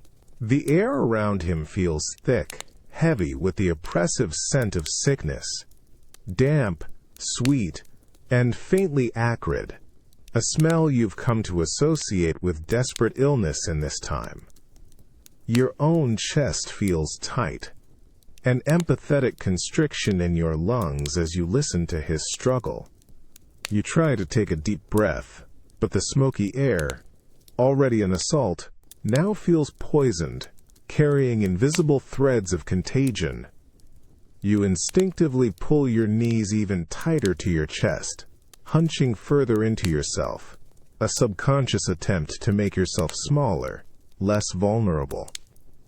You glance nervously at the faces of other sleepers around you. Some are stirring, their eyes heavy with concern, a few quietly pulling their blankets closer or shifting further away if there's space. No one speaks, but the shared tension is palpable, a silent understanding of the precariousness of life, especially in these brutal winter months. The rattle continues, a constant, chilling reminder of the fragility of breath, the ever-present threat of disease in this world without modern medicine. You realize with a heavy heart that the upright posture, while offering protection from damp and humors, cannot ward off all sickness. It's a defense, yes, but against a relentless, invisible enemy that can strike anywhere, anytime. The man's persistent cough is a stark, visceral reminder of the constant battle for health, the daily struggle against illness that defines life in medieval times. It makes you understand that while you might sleep sitting up to avoid some dangers, others, far more insidious, are always lurking, and that true, unburdened rest is an almost impossible luxury in a world so deeply, constantly touched by the shadow of sickness and mortality. Your own discomfort, the stiffness in your back, now feels like a privilege, a testament to your own enduring, if fragile, health. A rasping, desperate gasp tears through the dim quiet of the great hall, a sound so raw and immediate it feels like icy water being poured directly into your own lungs. It comes from just a few feet away, a thin, wheezing struggle for air that ends in a choked, wet cough, a sound thick with something heavy and fluid.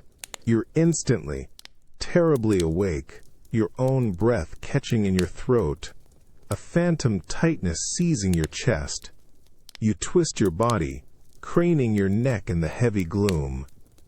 The man you saw yesterday, the one with the persistent rattle, is now slumped further forward, his head bowed almost to his knees, his shoulders heaving with the effort of each inhalation.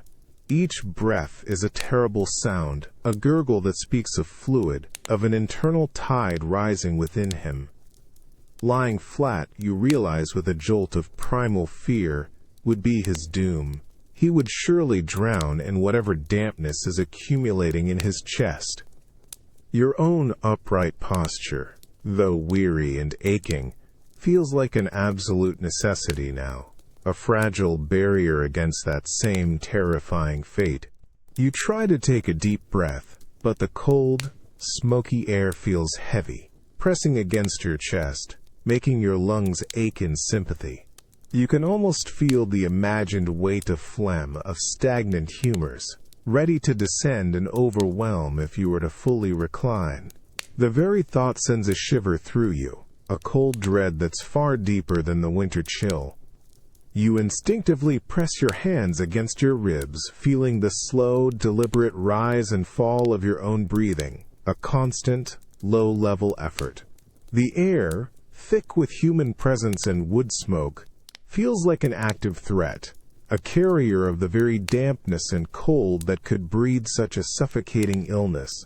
You keep your head high, your neck slightly extended, as if physically trying to create a clearer pathway for the air, a constant act of vigilance to prevent your own drowning lung. Around you others stir, disturbed by the man's increasingly desperate gasps.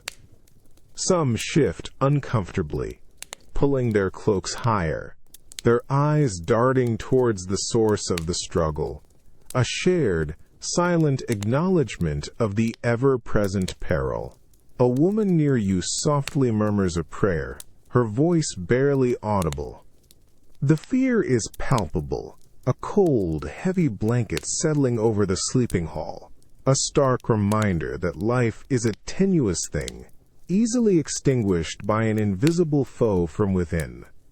You realize with profound clarity that this seated sleep is more than tradition, more than comfort or vigilance against external threats. It's a fundamental, deeply ingrained defense against the body's own treacherous internal landscape, a desperate attempt to keep the vital breath flowing, to prevent the insidious creep of the drowning lung. It makes you understand the immense visceral fear of respiratory illness in a world without cure, and how even the simplest act of finding rest becomes a profound, active struggle for the very breath of life itself. A sharp clang, the unexpected drop of a heavy metal object, slices through the oppressive quiet of the great hall, instantly snapping your eyes open. Your heart leaps into your throat, a cold jolt of adrenaline leaving a bitter taste on your tongue. The sound comes from near the main door, where the watchman is usually posted. It's too loud, too sudden to be a casual movement.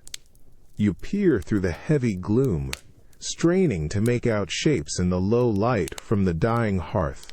Your own body, propped against a rough-hewn beam, is stiff and aching, but instantly alert.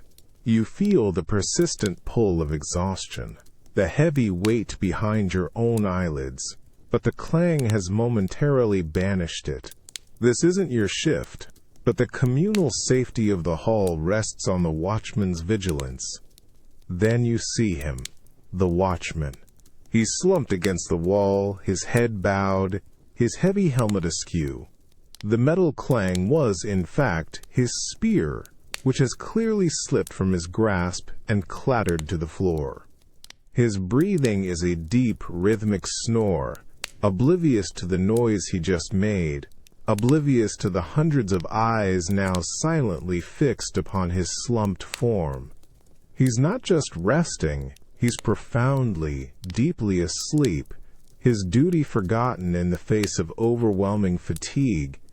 A ripple of unease passes through the half-sleeping hall. You can sense it, the subtle shifts, the intake of breath from those around you who have also witnessed his lapse. No one speaks, no one moves to rouse him. The very air seems to hold its breath, contemplating the vulnerability this exposed position now represents. The smell of cold stone and stale wood smoke suddenly feels more exposed, less safe. Your own eyes feel like lead, aching from the effort of staying open. You want nothing more than to truly surrender to sleep, to lie down and let the deep darkness claim you. But the sight of the sleeping watchman, the dropped spear, the open vulnerability of the hall, makes it impossible. This isn't just about personal comfort. It's about the very fabric of security in a harsh, unforgiving world. The watchman's heavy eyelids, his profound exhaustion, are a stark reminder that even those charged with guarding cannot always fight the relentless demands of the body. You lean back against the rough timber, your own muscles tense, your mind racing, already taking up a fraction of the burden of the watch. You realize that in a world where deep, unbroken sleep is a luxury, true security is an almost impossible dream. Everyone must play a part, even in their weary half-slumber. The watchman's lapse is a chilling reminder of how easily the thin veneer of safety can crumble, and how profoundly every single individual's wakefulness, however minimal, contributes to the fragile collective survival of the long, dark medieval night. A sharp, icy draft slithers across your exposed cheek, a physical reminder of the unbarred door, the watchman's lapse. The cold is no longer just a physical discomfort. It's now laced with a prickling anxiety, a tangible consequence of vulnerability. You try to draw your cloak higher, pulling the rough wool closer to your nose, but the scent of cold stone and stale, smoky air feels thinner, somehow less protective than before. Your own eyelids feel like lead weights. Heavy, insistent. Every muscle in your body screams for the sweet oblivion of deep sleep. To sink into the straw-covered floor. To finally stretch out and relinquish the ache. But you can't. Not now. The image of the slumped watchman, his spear abandoned, is burned into your mind. It's a vivid, chilling lesson in the cost of true surrender. Your current posture, propped against a solid timber, knees drawn tight, isn't just habit. It's a deliberate act, a conscious choice to remain on the precipice of wakefulness. You hear the soft, rhythmic breathing of the communal hall around you, a symphony of half-sleep. But now your ears are sharpened, straining to pick out any anomaly, any sound that doesn't belong. A floorboard creaks in the distance, and your head, despite its protest, lifts a fraction of an inch, your eyes darting towards the sound before slowly settling again. You are not on duty, not officially, but in this world, everyone is a watchman, every individual's partial vigilance contributing to the collective defense. The struggle is internal, a constant negotiation between your body's profound need for rest and your mind's insistent demand for awareness. You feel a tremor pass through you, not from cold, but from the effort of fighting sleep, of holding yourself in this uncomfortable, ready state. You imagine a line, thin and shimmering, stretched taut, between consciousness and unconsciousness, and you are balancing precariously on it, never fully falling to either side. It's an exhausting, relentless mental battle that defines your nights. You press your hands to your face, feeling the stubble, the weariness etched deep into your skin. This isn't restful, but it is necessary. The cold, the hard ground, the ever-present sounds, they are all part of the environment that necessitates this fragmented sleep. But the greatest force now is the understanding that your own vigilance, however small, is a thread in the fragile tapestry of shared security. This boundary between sleep and duty is not just a personal challenge. It's a fundamental aspect of life in a world where danger is a constant companion. It makes you realize how deeply intertwined individual rest is with collective survival, and how profoundly the human capacity for endurance, even in the most basic act of sleeping, is stretched and redefined by the demanding realities of a medieval night. A tiny, insistent prickle, barely noticeable at first, begins somewhere on your arm, then another on your leg, then a constellation of them, spreading across your skin, 1,000 tiny needles beneath your rough wool tunic. You stir, an involuntary twitch, and the feeling intensifies, blossoming into a widespread, maddening itch that seems to emanate from every point where your body meets your sleeping place. You are propped, as always, against a rough timber beam, but tonight your bed is simply a palliasse, a sack filled with straw, laid directly on the hard, cold floor. And the straw, dry and brittle, seems to be staging a full-scale assault. Each individual stalk feels like it's trying to burrow into your skin. A constant, low-level irritation that gnaws at any chance of deep rest. You try to scratch, a quick, furtive rub against the rough fabric of your sleeve, but it's futile. The itch is pervasive, everywhere the straw touches. You can smell it too, a dry, dusty scent of old harvest, mixed with a faint, musty dampness. It's an earthy, organic smell that, under these conditions, feels less rustic and more simply dirty. Every shift you make sends a dry, rustling whisper through the straw, a sound that promises momentary relief, but only stirs up more of the irritating dust. You try to pull your cloak tighter, to create a barrier, but the itch seems to penetrate even the thickest wool, a ghost beneath the layers. You glance around in the dim pre-dawn light. Other figures on similar palliaces are subtly twitching, adjusting, a low collective fidgeting that speaks of shared discomfort. You see a man across from you rub vigorously at his neck, then scratch his beard with a desperate energy, before sighing and settling back, his face a mask of weary resignation. This isn't just about discomfort. It's about a persistent, low-grade torture that never quite allows you to fully relax, to fully let go into the oblivion of sleep. The upright position, you realize, offers scant reprieve. If anything, it presses parts of you more firmly against the offending material. It's another layer, another relentless demand on your senses, another obstacle to finding even a moment of peace. The constant irritation feels like a low, simmering fire on your skin, never flaring, never dying, just perpetually there. You finally give in to a more vigorous scratch, running your hand along your back beneath your tunic, a fleeting, satisfying relief before the prickle resumes elsewhere. You understand now that comfort isn't just the absence of cold or hardness. It's also the absence of this maddening, persistent annoyance. This straw, the most basic of bedding, is a physical manifestation of a world that offers few soft edges, few moments of unadulterated peace.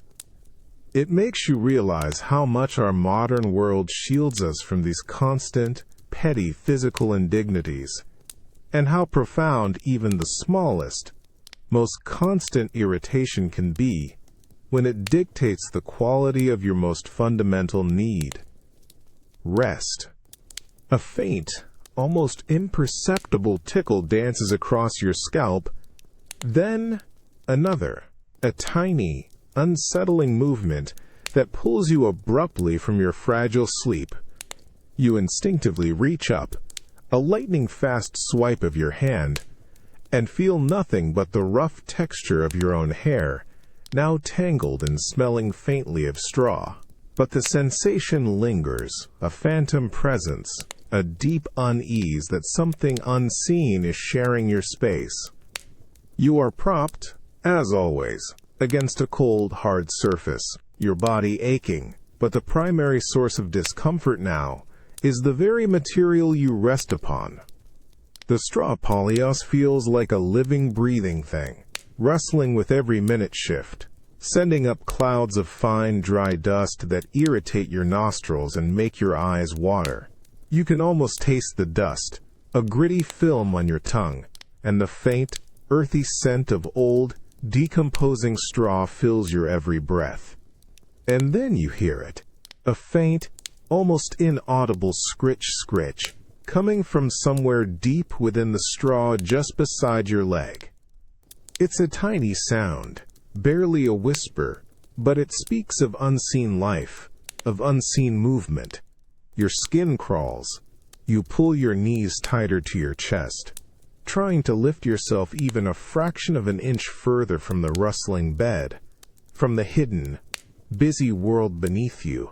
This isn't just about hard surfaces or cold drafts.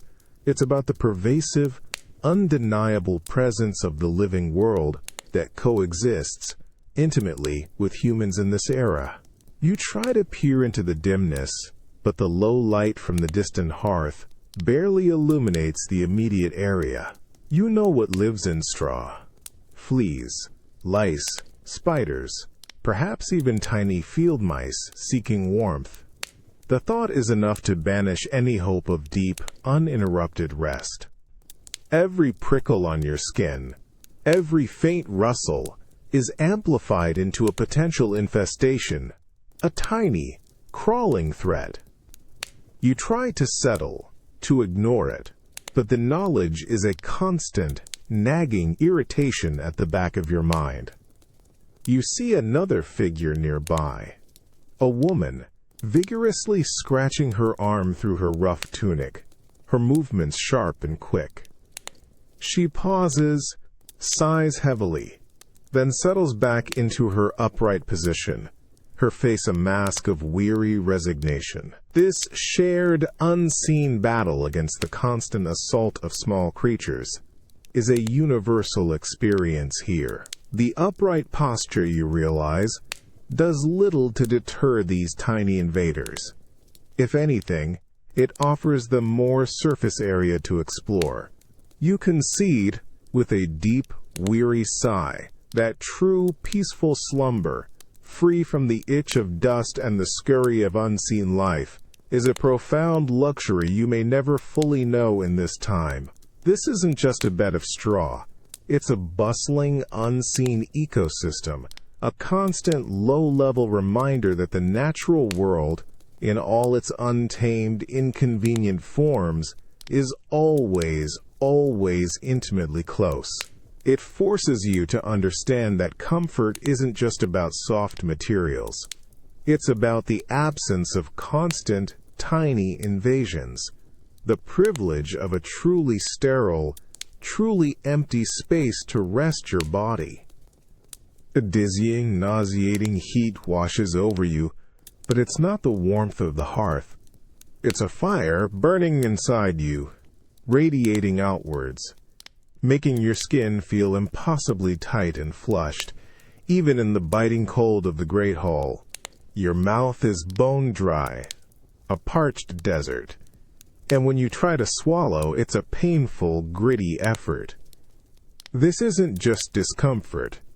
It's a profound, disorienting illness, a fever.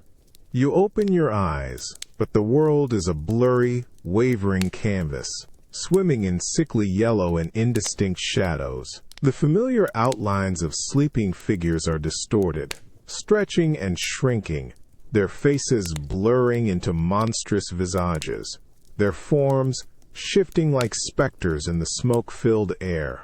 The distant coughs and snores seem amplified, twisting into guttural groans and eerie whispers that crawl into your mind, blurring the line between waking and nightmare. Your head feels like it's filled with lead, heavy and throbbing, yet strangely light, detached from your body. You try to move, to shift your weight from the aching timber you're leaning against, but your limbs feel sluggish, unresponsive, wrapped in an invisible shroud. A chilling sweat breaks out on your brow, cold and clammy, even as the internal fire rages. You shiver, a deep, uncontrollable tremor, as profound as the cold, but originating from within. You close your eyes again, trying to escape the unsettling visions, but the darkness behind your eyelids is no less terrifying. Fantastical shapes dance there, impossible geometries, grotesque faces forming and dissolving in the heat-induced haze. The physician's warnings about humors, about the balance of the body, echo in your mind, twisting into incomprehensible prophecies of sickness and decay. You press a hand to your forehead, feeling the unnatural heat, the pulsing veins beneath your fingers, a stark reminder of the battle raging inside. The constant upright position, which usually offers a sense of control, now feels like a prison, trapping you in this agonizing half-sleep, unable to find true rest, unable to escape the swirling terrors of your fever dream. You yearn to lie flat, to spread out, to simply let go, but even that simple desire feels dangerous, a surrender to the sickness. This isn't just sleep. It's a constant, agonizing negotiation with a body consumed by an unseen enemy. You realize with a profound, dizzying clarity how fragile your existence is, how quickly illness can strip away all semblance of order, leaving you adrift in a terrifying fever-fueled landscape where even your own senses betray you, and the comfort of ordinary sleep is a distant, impossible dream. A guttural grunt from a sleeping man nearby twists instantly into a monstrous roar in your fever-addled mind, sending a fresh wave of ice-cold dread through your veins, even as your skin burns with an internal fire. Your eyes snap open, but the smoky gloom of the great hall is a swirling, indistinct chaos, a canvas where shadows writhe and distort, transforming familiar objects into grotesque phantoms. Is that a beast lurking by the hearth, or just a pile of sacks?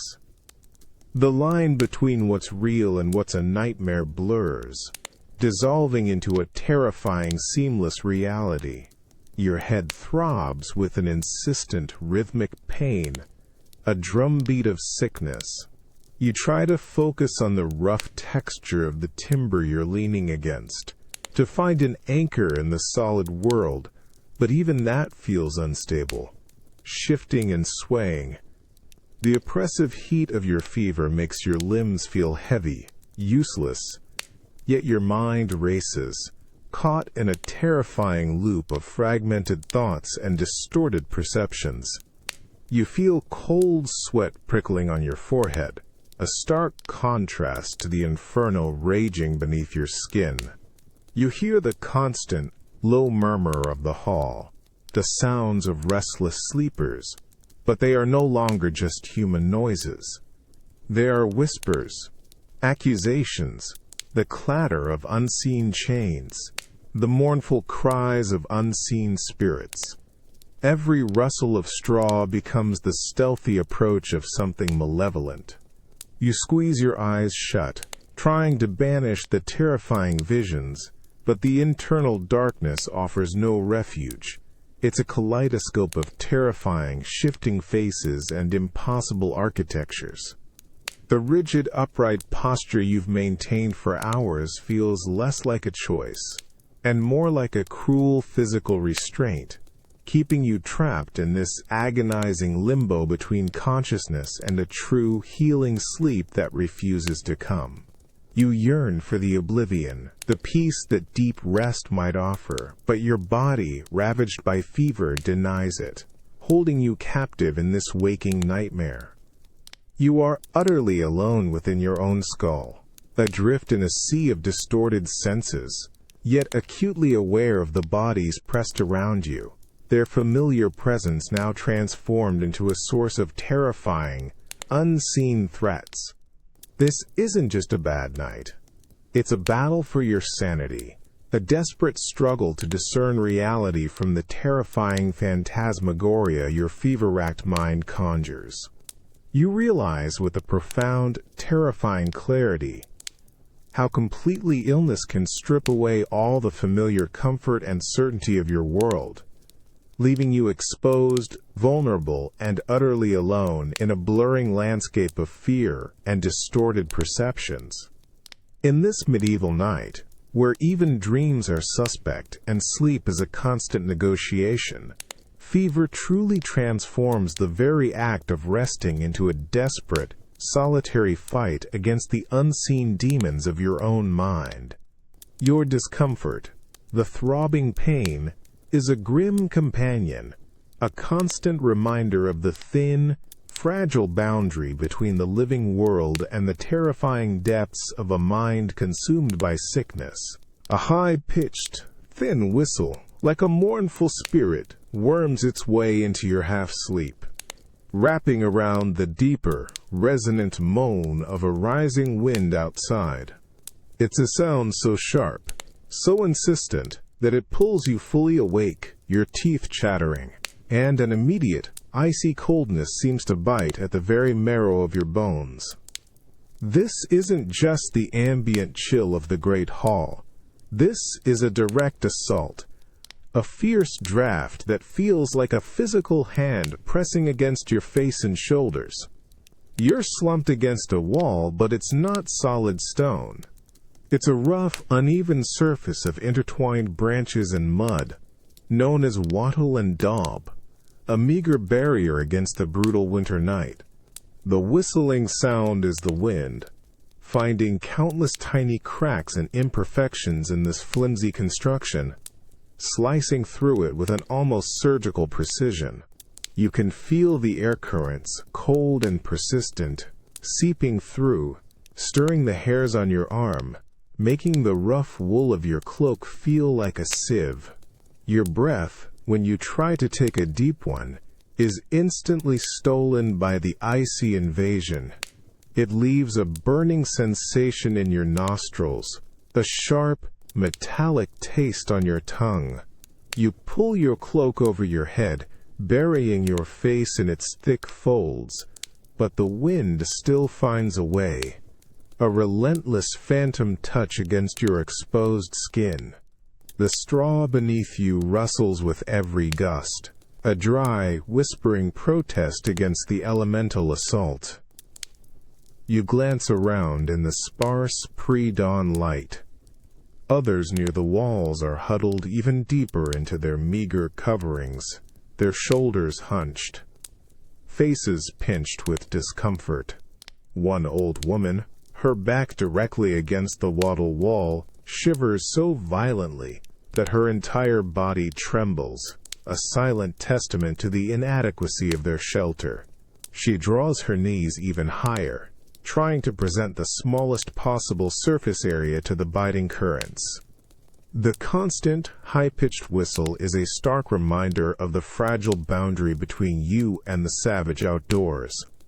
This isn't a grand stone castle. It's a simpler dwelling, more exposed, more vulnerable. The air here feels wilder, less contained, constantly stirred by the relentless breath of the winter wind.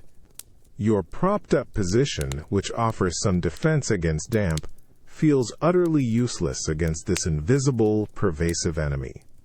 You realize, with a heavy, weary understanding, that in this world, home isn't always a sanctuary.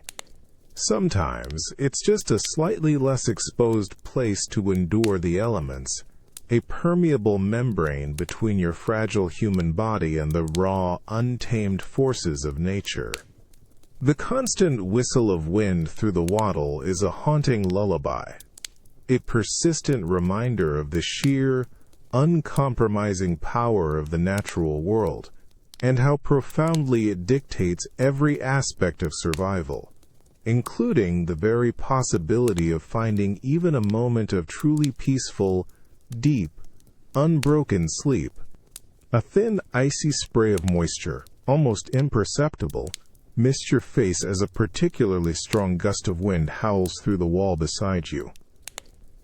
It's not rain, not exactly, but the damp, freezing breath of the night, driven through countless tiny gaps in the wattle and daub. You taste the raw, earthy dampness on your lips, a bitter tang that promises not comfort, but relentless chill. Your entire body tightens, muscles clenching against the subtle, pervasive damp that seems to cling to the very air. You are huddled against the wall, propped in your usual half-sleep. But tonight, the wall offers only minimal resistance to the fierce, elemental assault outside. You can feel the wind literally breathing through the structure, a constant low moan punctuated by those sharp whistling notes. It feels like the very fabric of your shelter is alive, shuddering under the immense pressure, threatening to give way. The rough wool of your cloak, usually a meager comfort, feels hopelessly inadequate against this ceaseless invasion. You pull your knees up, wrapping your arms around them, shrinking into the smallest possible form, trying to create an impenetrable core of warmth. But the cold seems to find every seam, every opening, a relentless seeker of your body's heat. The straw under you, instead of offering insulation, feels like it's absorbing the dampness from the floor adding another layer of chill beneath you. This isn't just a dwelling. It's a constant active battleground against the elements. You glance towards the central hearth where the meager embers glow faintly. The fire provides some heat, yes, but its warmth is easily swallowed by the vast, drafty space, constantly diluted by the fresh, freezing air that pushes in from every crack and crevice. It's a losing battle, a desperate, nightly negotiation with forces far greater than any single human or even a community can truly command. The smoke, already thick, seems to swirl more vigorously with the drafts, adding a choking element to the chilling air. Your home, you realize with a weary, resigned understanding, is not a fortress. It's a shelter, a temporary reprieve, a fragile barrier that must be constantly defended. It's permeable, a sieve against the relentless forces of nature. Your upright sleep, then, is not just a habit or a comfort. It's part of that defense, a way to remain elevated from the coldest drafts, the dampest spots, to be ready to shift, to adjust, to fight back against the insidious creep of the elements. It makes you realize how truly exposed human life is in this era, and how much of everyday existence, even in the presumed safety of home, is a constant grinding effort to simply endure the raw, uncompromising power of the natural world. A thin, gray light, sharp and merciless, slices through the high, narrow windows, cutting through the oppressive gloom of the great hall. It's not a welcoming dawn, but a cruel unveiling, revealing the pervasive cold in stark, undeniable detail. You feel the immediate bite of it, a fresh, deeper chill that seems to cling to the newly illuminated air, a brutal contrast to the fleeting internal warmth you'd managed to cultivate. Your breath, already heavy with the taste of stale smoke, emerges as visible, frosty plumes, thicker now than hours ago. Each exhalation is a stark visual testament to the brutal temperature, a ghost of your living presence. Your skin feels like parchment, dry and taut, stretched tight over aching bones. Every muscle in your body, from your cramped calves to your stiff neck, protests the impending demand for movement. The rough wool of your cloak, which felt like a flimsy shield in the dark, now seems utterly porous under the revealing light of daybreak, offering no real defense against the inescapable cold. You try to stretch a leg, and a sharp cramp seizes your calf, a jolt of pain that makes you wince. Your fingers, stiff and numb, struggle to loosen their grip on the rough fabric. The ground beneath you, even through the thin straw, feels like solid ice, radiating its chill upwards, defying any lingering warmth. You glance at the central hearth, where only a few gray ashes remain, a mournful testament to the fire that once offered a futile hope of comfort. Its warmth is long gone, swallowed by the vast, unyielding cold. Around you, other figures stir with a similar, pained reluctance. They emerge from their huddled forms, their faces etched with the profound weariness of a night spent in constant battle against the elements. You see a young woman slowly rub her hands together, her breath clouding before her face, her eyes still heavy, fixed on nothing in particular. There's a shared, unspoken acknowledgement of the brutal start to another day, a collective resignation to the demanding cycle of survival. This first light is not a promise of warmth, but a declaration of continued struggle. It's a painful transition from the shadowy struggle of the night to the stark, demanding realities of the waking world, a world where the cold continues its relentless assault. You realize that in this time, Dawn isn't a gentle awakening. It's a harsh revel, a summons to rise and face another day defined by the raw, uncompromising power of the elements. Your body, aching and stiff, is already preparing for the long, cold hours ahead, a testament to the enduring human capacity for resistance, even against the cruelest of dawns. A dull, unyielding ache radiates from your lower spine, a solid, stubborn knot that feels as if it's been carved from stone overnight. You try to shift, to alleviate the pressure, but every muscle protests, screaming with a deep, pervasive stiffness. It's not just your back. It's your neck, your shoulders, your hips, all locked into a rigid, painful tableau from hours of unwavering, upright rest. This isn't the comfortable stretching of a well-rested body. It's the slow, painful unlocking of limbs that have been held in a cramped, defensive posture. You pull your rough wool cloak away from your face, and the cold air immediately bites at your exposed skin, making the stiffness feel even more pronounced. Your fingers, curled tight from the cold and the grip on your cloak, are slow to unfurl, each joint a miniature protest. You can feel the blood returning to your numbed feet, a pins and needles sensation that is both painful and a welcome sign of life. This is the daily awakening, the morning ritual of simply coaxing your own body back into flexible motion. You attempt to push yourself fully upright, to stand. It's a slow, grunting effort. Your legs, heavy and uncooperative, feel like foreign objects. As you rise, your spine cracks with an audible pop, a sound that reverberates through the quiet hall, instantly drawing the weary, sympathetic glances of those around you.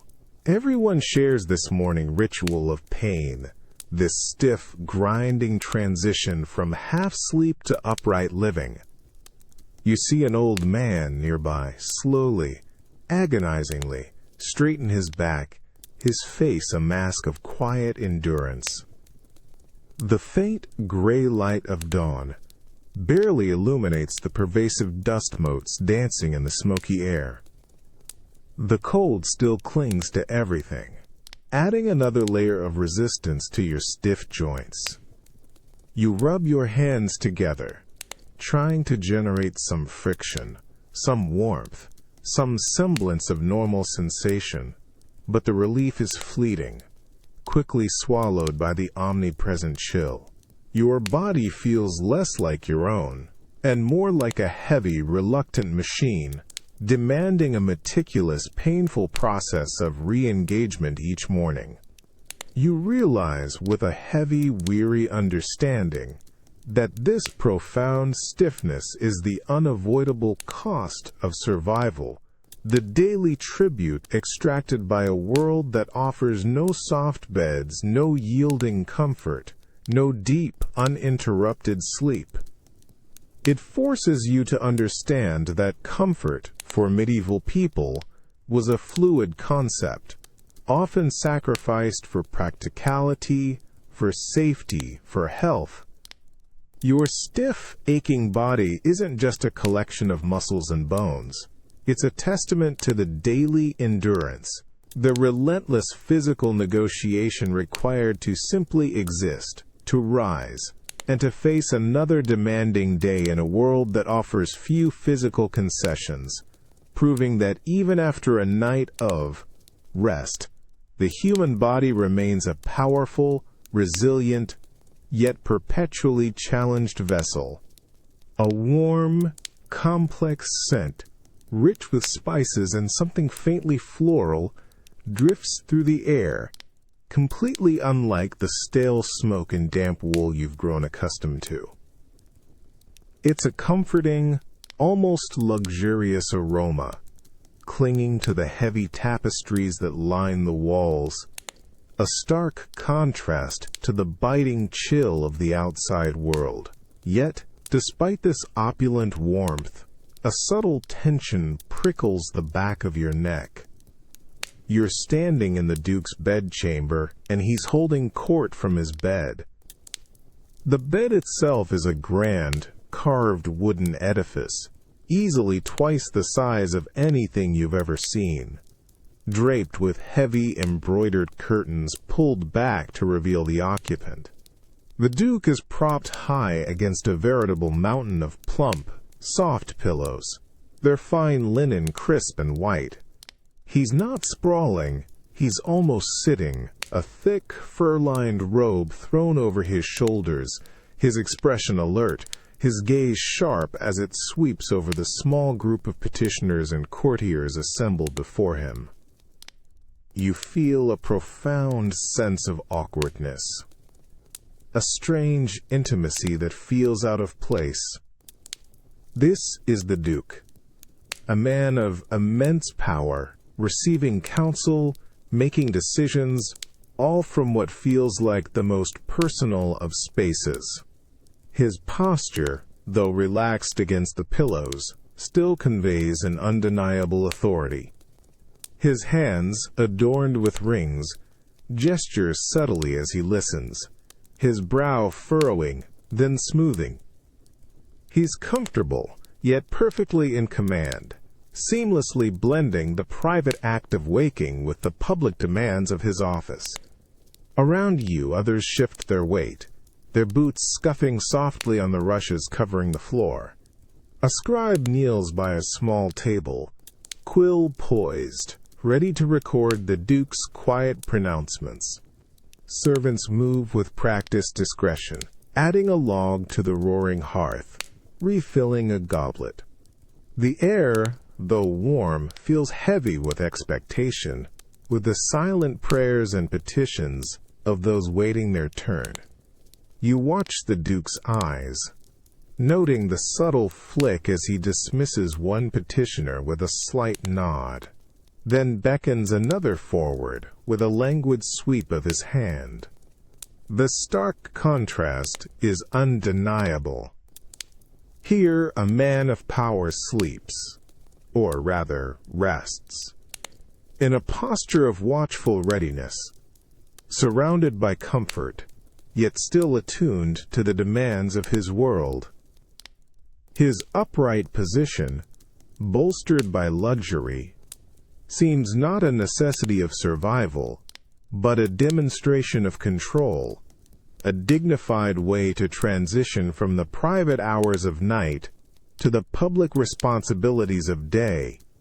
It forces you to realize that even at the highest levels of medieval society, the act of waking, of moving from sleep to command, was not a sudden break, but a carefully orchestrated transition, and that even the most powerful among them, in their most private moments, still adhered to a form of vigilance, proving that for everyone, the night offered not a complete escape, but a different kind of engagement with their world.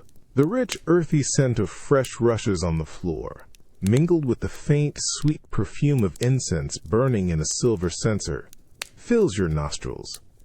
It's a sensory feast, a stark contrast to the common smells of medieval life. But your eyes are drawn, inexorably, to the grand, imposing bed at the center of the chamber. This isn't just a place of rest. It's a stage. The Duke sits propped high against his pillows, his posture regal, almost ceremonial, even in what is ostensibly a bed. He gestures with a jeweled hand, his voice a low, commanding rumble, as he issues instructions to a kneeling steward. Around him, the chamber hums with activity. Servants move silently, arranging platters of bread and cheese on a nearby table. Scribes dip quills into ink, ready to record his decrees. This isn't a private awakening. It's a public performance, a deliberate display of power and continuity. You stand among a small group of courtiers, dressed in your finest, acutely aware of the Duke's gaze as it sweeps across the room, taking in every face. His bed, draped with luxurious fabrics, becomes the focal point, an elevated throne from which he commands his world. His upright position, bolstered by countless cushions, seems to reinforce his authority, allowing him to engage directly, decisively, from the very threshold of his night's rest. He sips from a goblet, his eyes never leaving the face of a petitioner, a master of this strange, intimate theater. The air itself feels charged with unspoken expectations. Every movement, every word, every subtle shift in expression is part of a larger, elaborate dance. The warmth radiating from the massive hearth, the soft light from numerous candles, all contribute to the carefully constructed atmosphere of power and order. You see a young page enter, bowing deeply, then approaching the bed with a fresh parchment, waiting for the Duke's acknowledgement before presenting it. You realize with profound clarity that for those of high status in the medieval world, even the act of rising from bed was a carefully managed affair, a public affirmation of their role and authority. Sleep, and the transition out of it, was not a private vulnerability, but an extension of their public persona. The Duke's bed in this moment is less a place of personal solace, and more a central pillar of his reign, a stage where the work of the day begins, even before he sets foot on the floor. It forces you to understand how deeply intertwined power, ritual, and even the most personal acts of life were in this era, and how the very posture of sleep could be transformed into a powerful, deliberate statement of social and political dominance. A hot, sour taste fills your mouth, a lingering residue of last night's meager stew, now mixed with the stale animal warmth of too many bodies. You're tiny, curled in a tight ball, buried deep in a shifting, breathing pile of rough wool blankets and bodies. A large, unfamiliar hand, calloused and heavy, rests on your head, holding you in place. This isn't your own individual space. This is the family heap, a shared nest of warmth and slumber. You open your eyes, and your view is a forest of legs and torsos, a landscape of rough fabric and matted hair. You're at the very bottom, feeling the vibrations of snores and murmurs from above and around you. The air is thick, humid, a suffocating mixture of breath and body heat, a stark contrast to the icy drafts that whistle through the gaps in the wattle walls. Your own small body, pressed tightly against your mother's back, feels utterly safe, protected within this living fortress. You can hear your father's deep, rumbling snores from somewhere above you, a constant, reassuring rhythm. Your older brother shifts, his knee pressing gently against your side. There's no need to cling to a solitary, upright position here. The warmth generated by so many bodies, pressed together, is a far more effective shield against the brutal medieval cold. You feel the rough texture of the wool against your cheek, the soft give of the straw beneath the blankets, and the steady, familiar thump of your mother's heartbeat against your ear. This isn't about individual discomfort. It's about collective survival.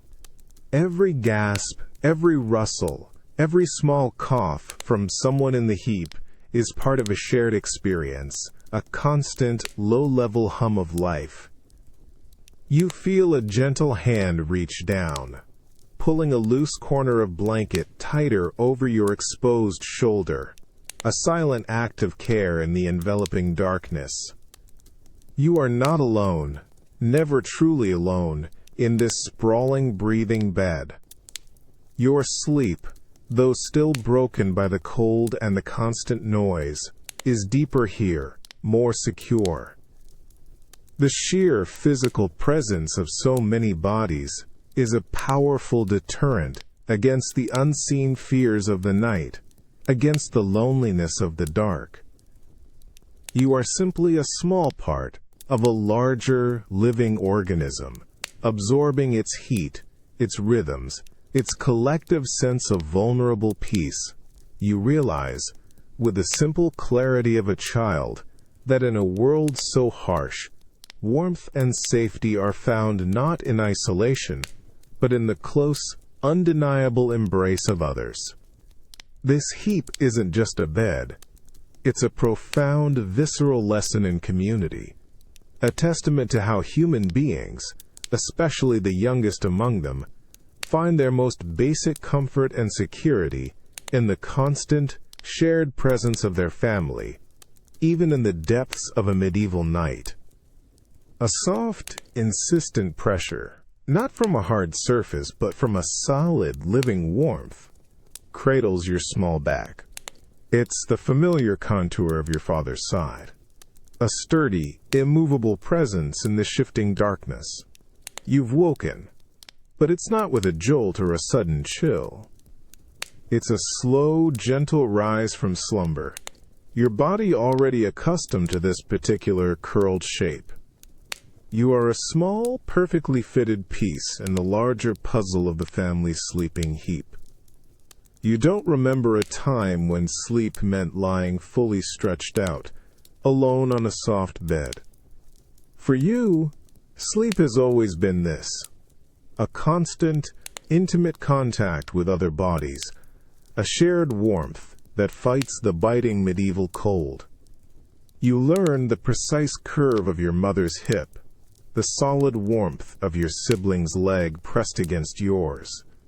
Your own body instinctively adopts a semi-curled, semi-upright posture, knees drawn high, head tucked into the crook of an arm or nestled against a broad shoulder. It's the only way to truly fit, to maximize warmth, to draw protection from the living fortress around you. The air around your face, though still thick with the communal breath and faint wood smoke, feels relatively safe, a small pocket carved out by the collective warmth. You hear the deep rumble of your father's snores, the soft sighs of your mother, the restless twitching of your siblings. These aren't intrusive noises. They are the very soundtrack of your rest, the lullaby that tells you you are not alone. You are protected. You learn to filter them, to find a strange comfort in their constant presence. Through the gaps in the adult bodies and blankets, you can sometimes glimpse the distant, dying embers of the hearth, a tiny pulsing red eye in the vast, cold hall. It's a reminder of the chill outside the heap, a silent confirmation that this living embrace is your true shelter. You push deeper into the warmth, your small fingers instinctively gripping the rough wool of a blanket or the fabric of your mother's tunic. Every gentle shift from another body around you is a subtle communication, a collective adjustment that maintains the fragile, shared warmth of the nest. You understand, without conscious thought, that this is the shape of sleep. It's a collective effort, a physical manifestation of community. Your body, still growing, is being molded by these nights, learning to find comfort in closeness, in the lack of true solitude, in the constant presence of others. You realize that your earliest lessons in safety, in warmth, in rest, have taught you that human connection isn't just a comfort. It's a profound, undeniable necessity. This shared slumber, this family heap, is where you learn that to truly thrive in this world, you must always be a part of something larger, finding your place within the living, breathing landscape of human warmth and shared vigilance. A wave of profound, almost dizzying relief washes over you, starting from your protesting lower back and spreading like warm honey through every stiff joint. For the first time in what feels like an eternity, the insistent pressure against your spine is gone. utterly, miraculously gone. Your entire body gives in, sinking deeply into a mattress that, while still firm by modern standards, feels like the softest cloud imaginable. The full length of you, from the top of your head to the soles of your feet, makes contact with a continuous, yielding surface. No more hunching, no more propping, no more constant vigilance of balance. You spread out, your limbs stretching, almost unfamiliar with the luxury of such extension. Your shoulders, accustomed to being hunched, fall open. Your neck, a knot of perpetual tension, slowly unwinds, allowing your head to rest fully, completely, against a soft pillow. A deep, involuntary sigh escapes your lips, a sound of utter, profound surrender. The cold air, usually a constant torment, feels less aggressive now, almost benevolent. Your body heat, instead of desperately trying to cling to a hunched form, can radiate more evenly, creating a larger, more encompassing pocket of warmth beneath the heavy blankets. The distant sounds of the great hall, the rustle, the cough, the low murmur, seem to recede, muffled, less urgent, as if filtered through layers of comforting cotton. The omnipresent scent of smoke, though still there, feels less intrusive, less sharp, as you lie low, breathing a slightly different, more settled air. You close your eyes, and for a fleeting, precious moment, the world goes utterly, wonderfully dark. There are no shifting shadows, no distorted visages, no constant internal alarms. There is only the sensation of your own body, finally, completely at rest. You feel the gentle thrum of your heartbeat, the slow, rhythmic rise and fall of your chest, unencumbered, unobstructed. This isn't the watchful, vigilant sleep you've grown accustomed to. This is something deeper, an almost dizzying descent into true oblivion. Every night you fought against the cold, the damp, the unseen threats, holding yourself in a perpetual state of readiness. But here, for this precious fleeting moment, you are allowed to simply be untrapped. It's a liberation, a profound release from the relentless physical and mental demands of the medieval night. It makes you realize how utterly, profoundly luxurious the simple act of lying flat truly is. It's an unthinkable privilege for most, a testament to wealth or fortunate circumstance, a peace that most people in this demanding world will never fully know. This deep, unbroken repose isn't just sleep. It's a profound, almost spiritual comfort, a testament to the profound human yearning for true rest, a yearning that, for so long, has been a rare and unattainable dream. A soft, almost imperceptible warmth cradles your entire body, a gentle cocoon of air that feels entirely alien after weeks of bone-biting cold. Your head, accustomed to pressing against rough timber or stiff bolsters, sinks deeply into something incredibly soft, something that molds perfectly to the curve of your neck. There's no prickle of straw, no pervasive scent of smoke, no clamor of snoring strangers. Just a profound, almost unsettling quiet.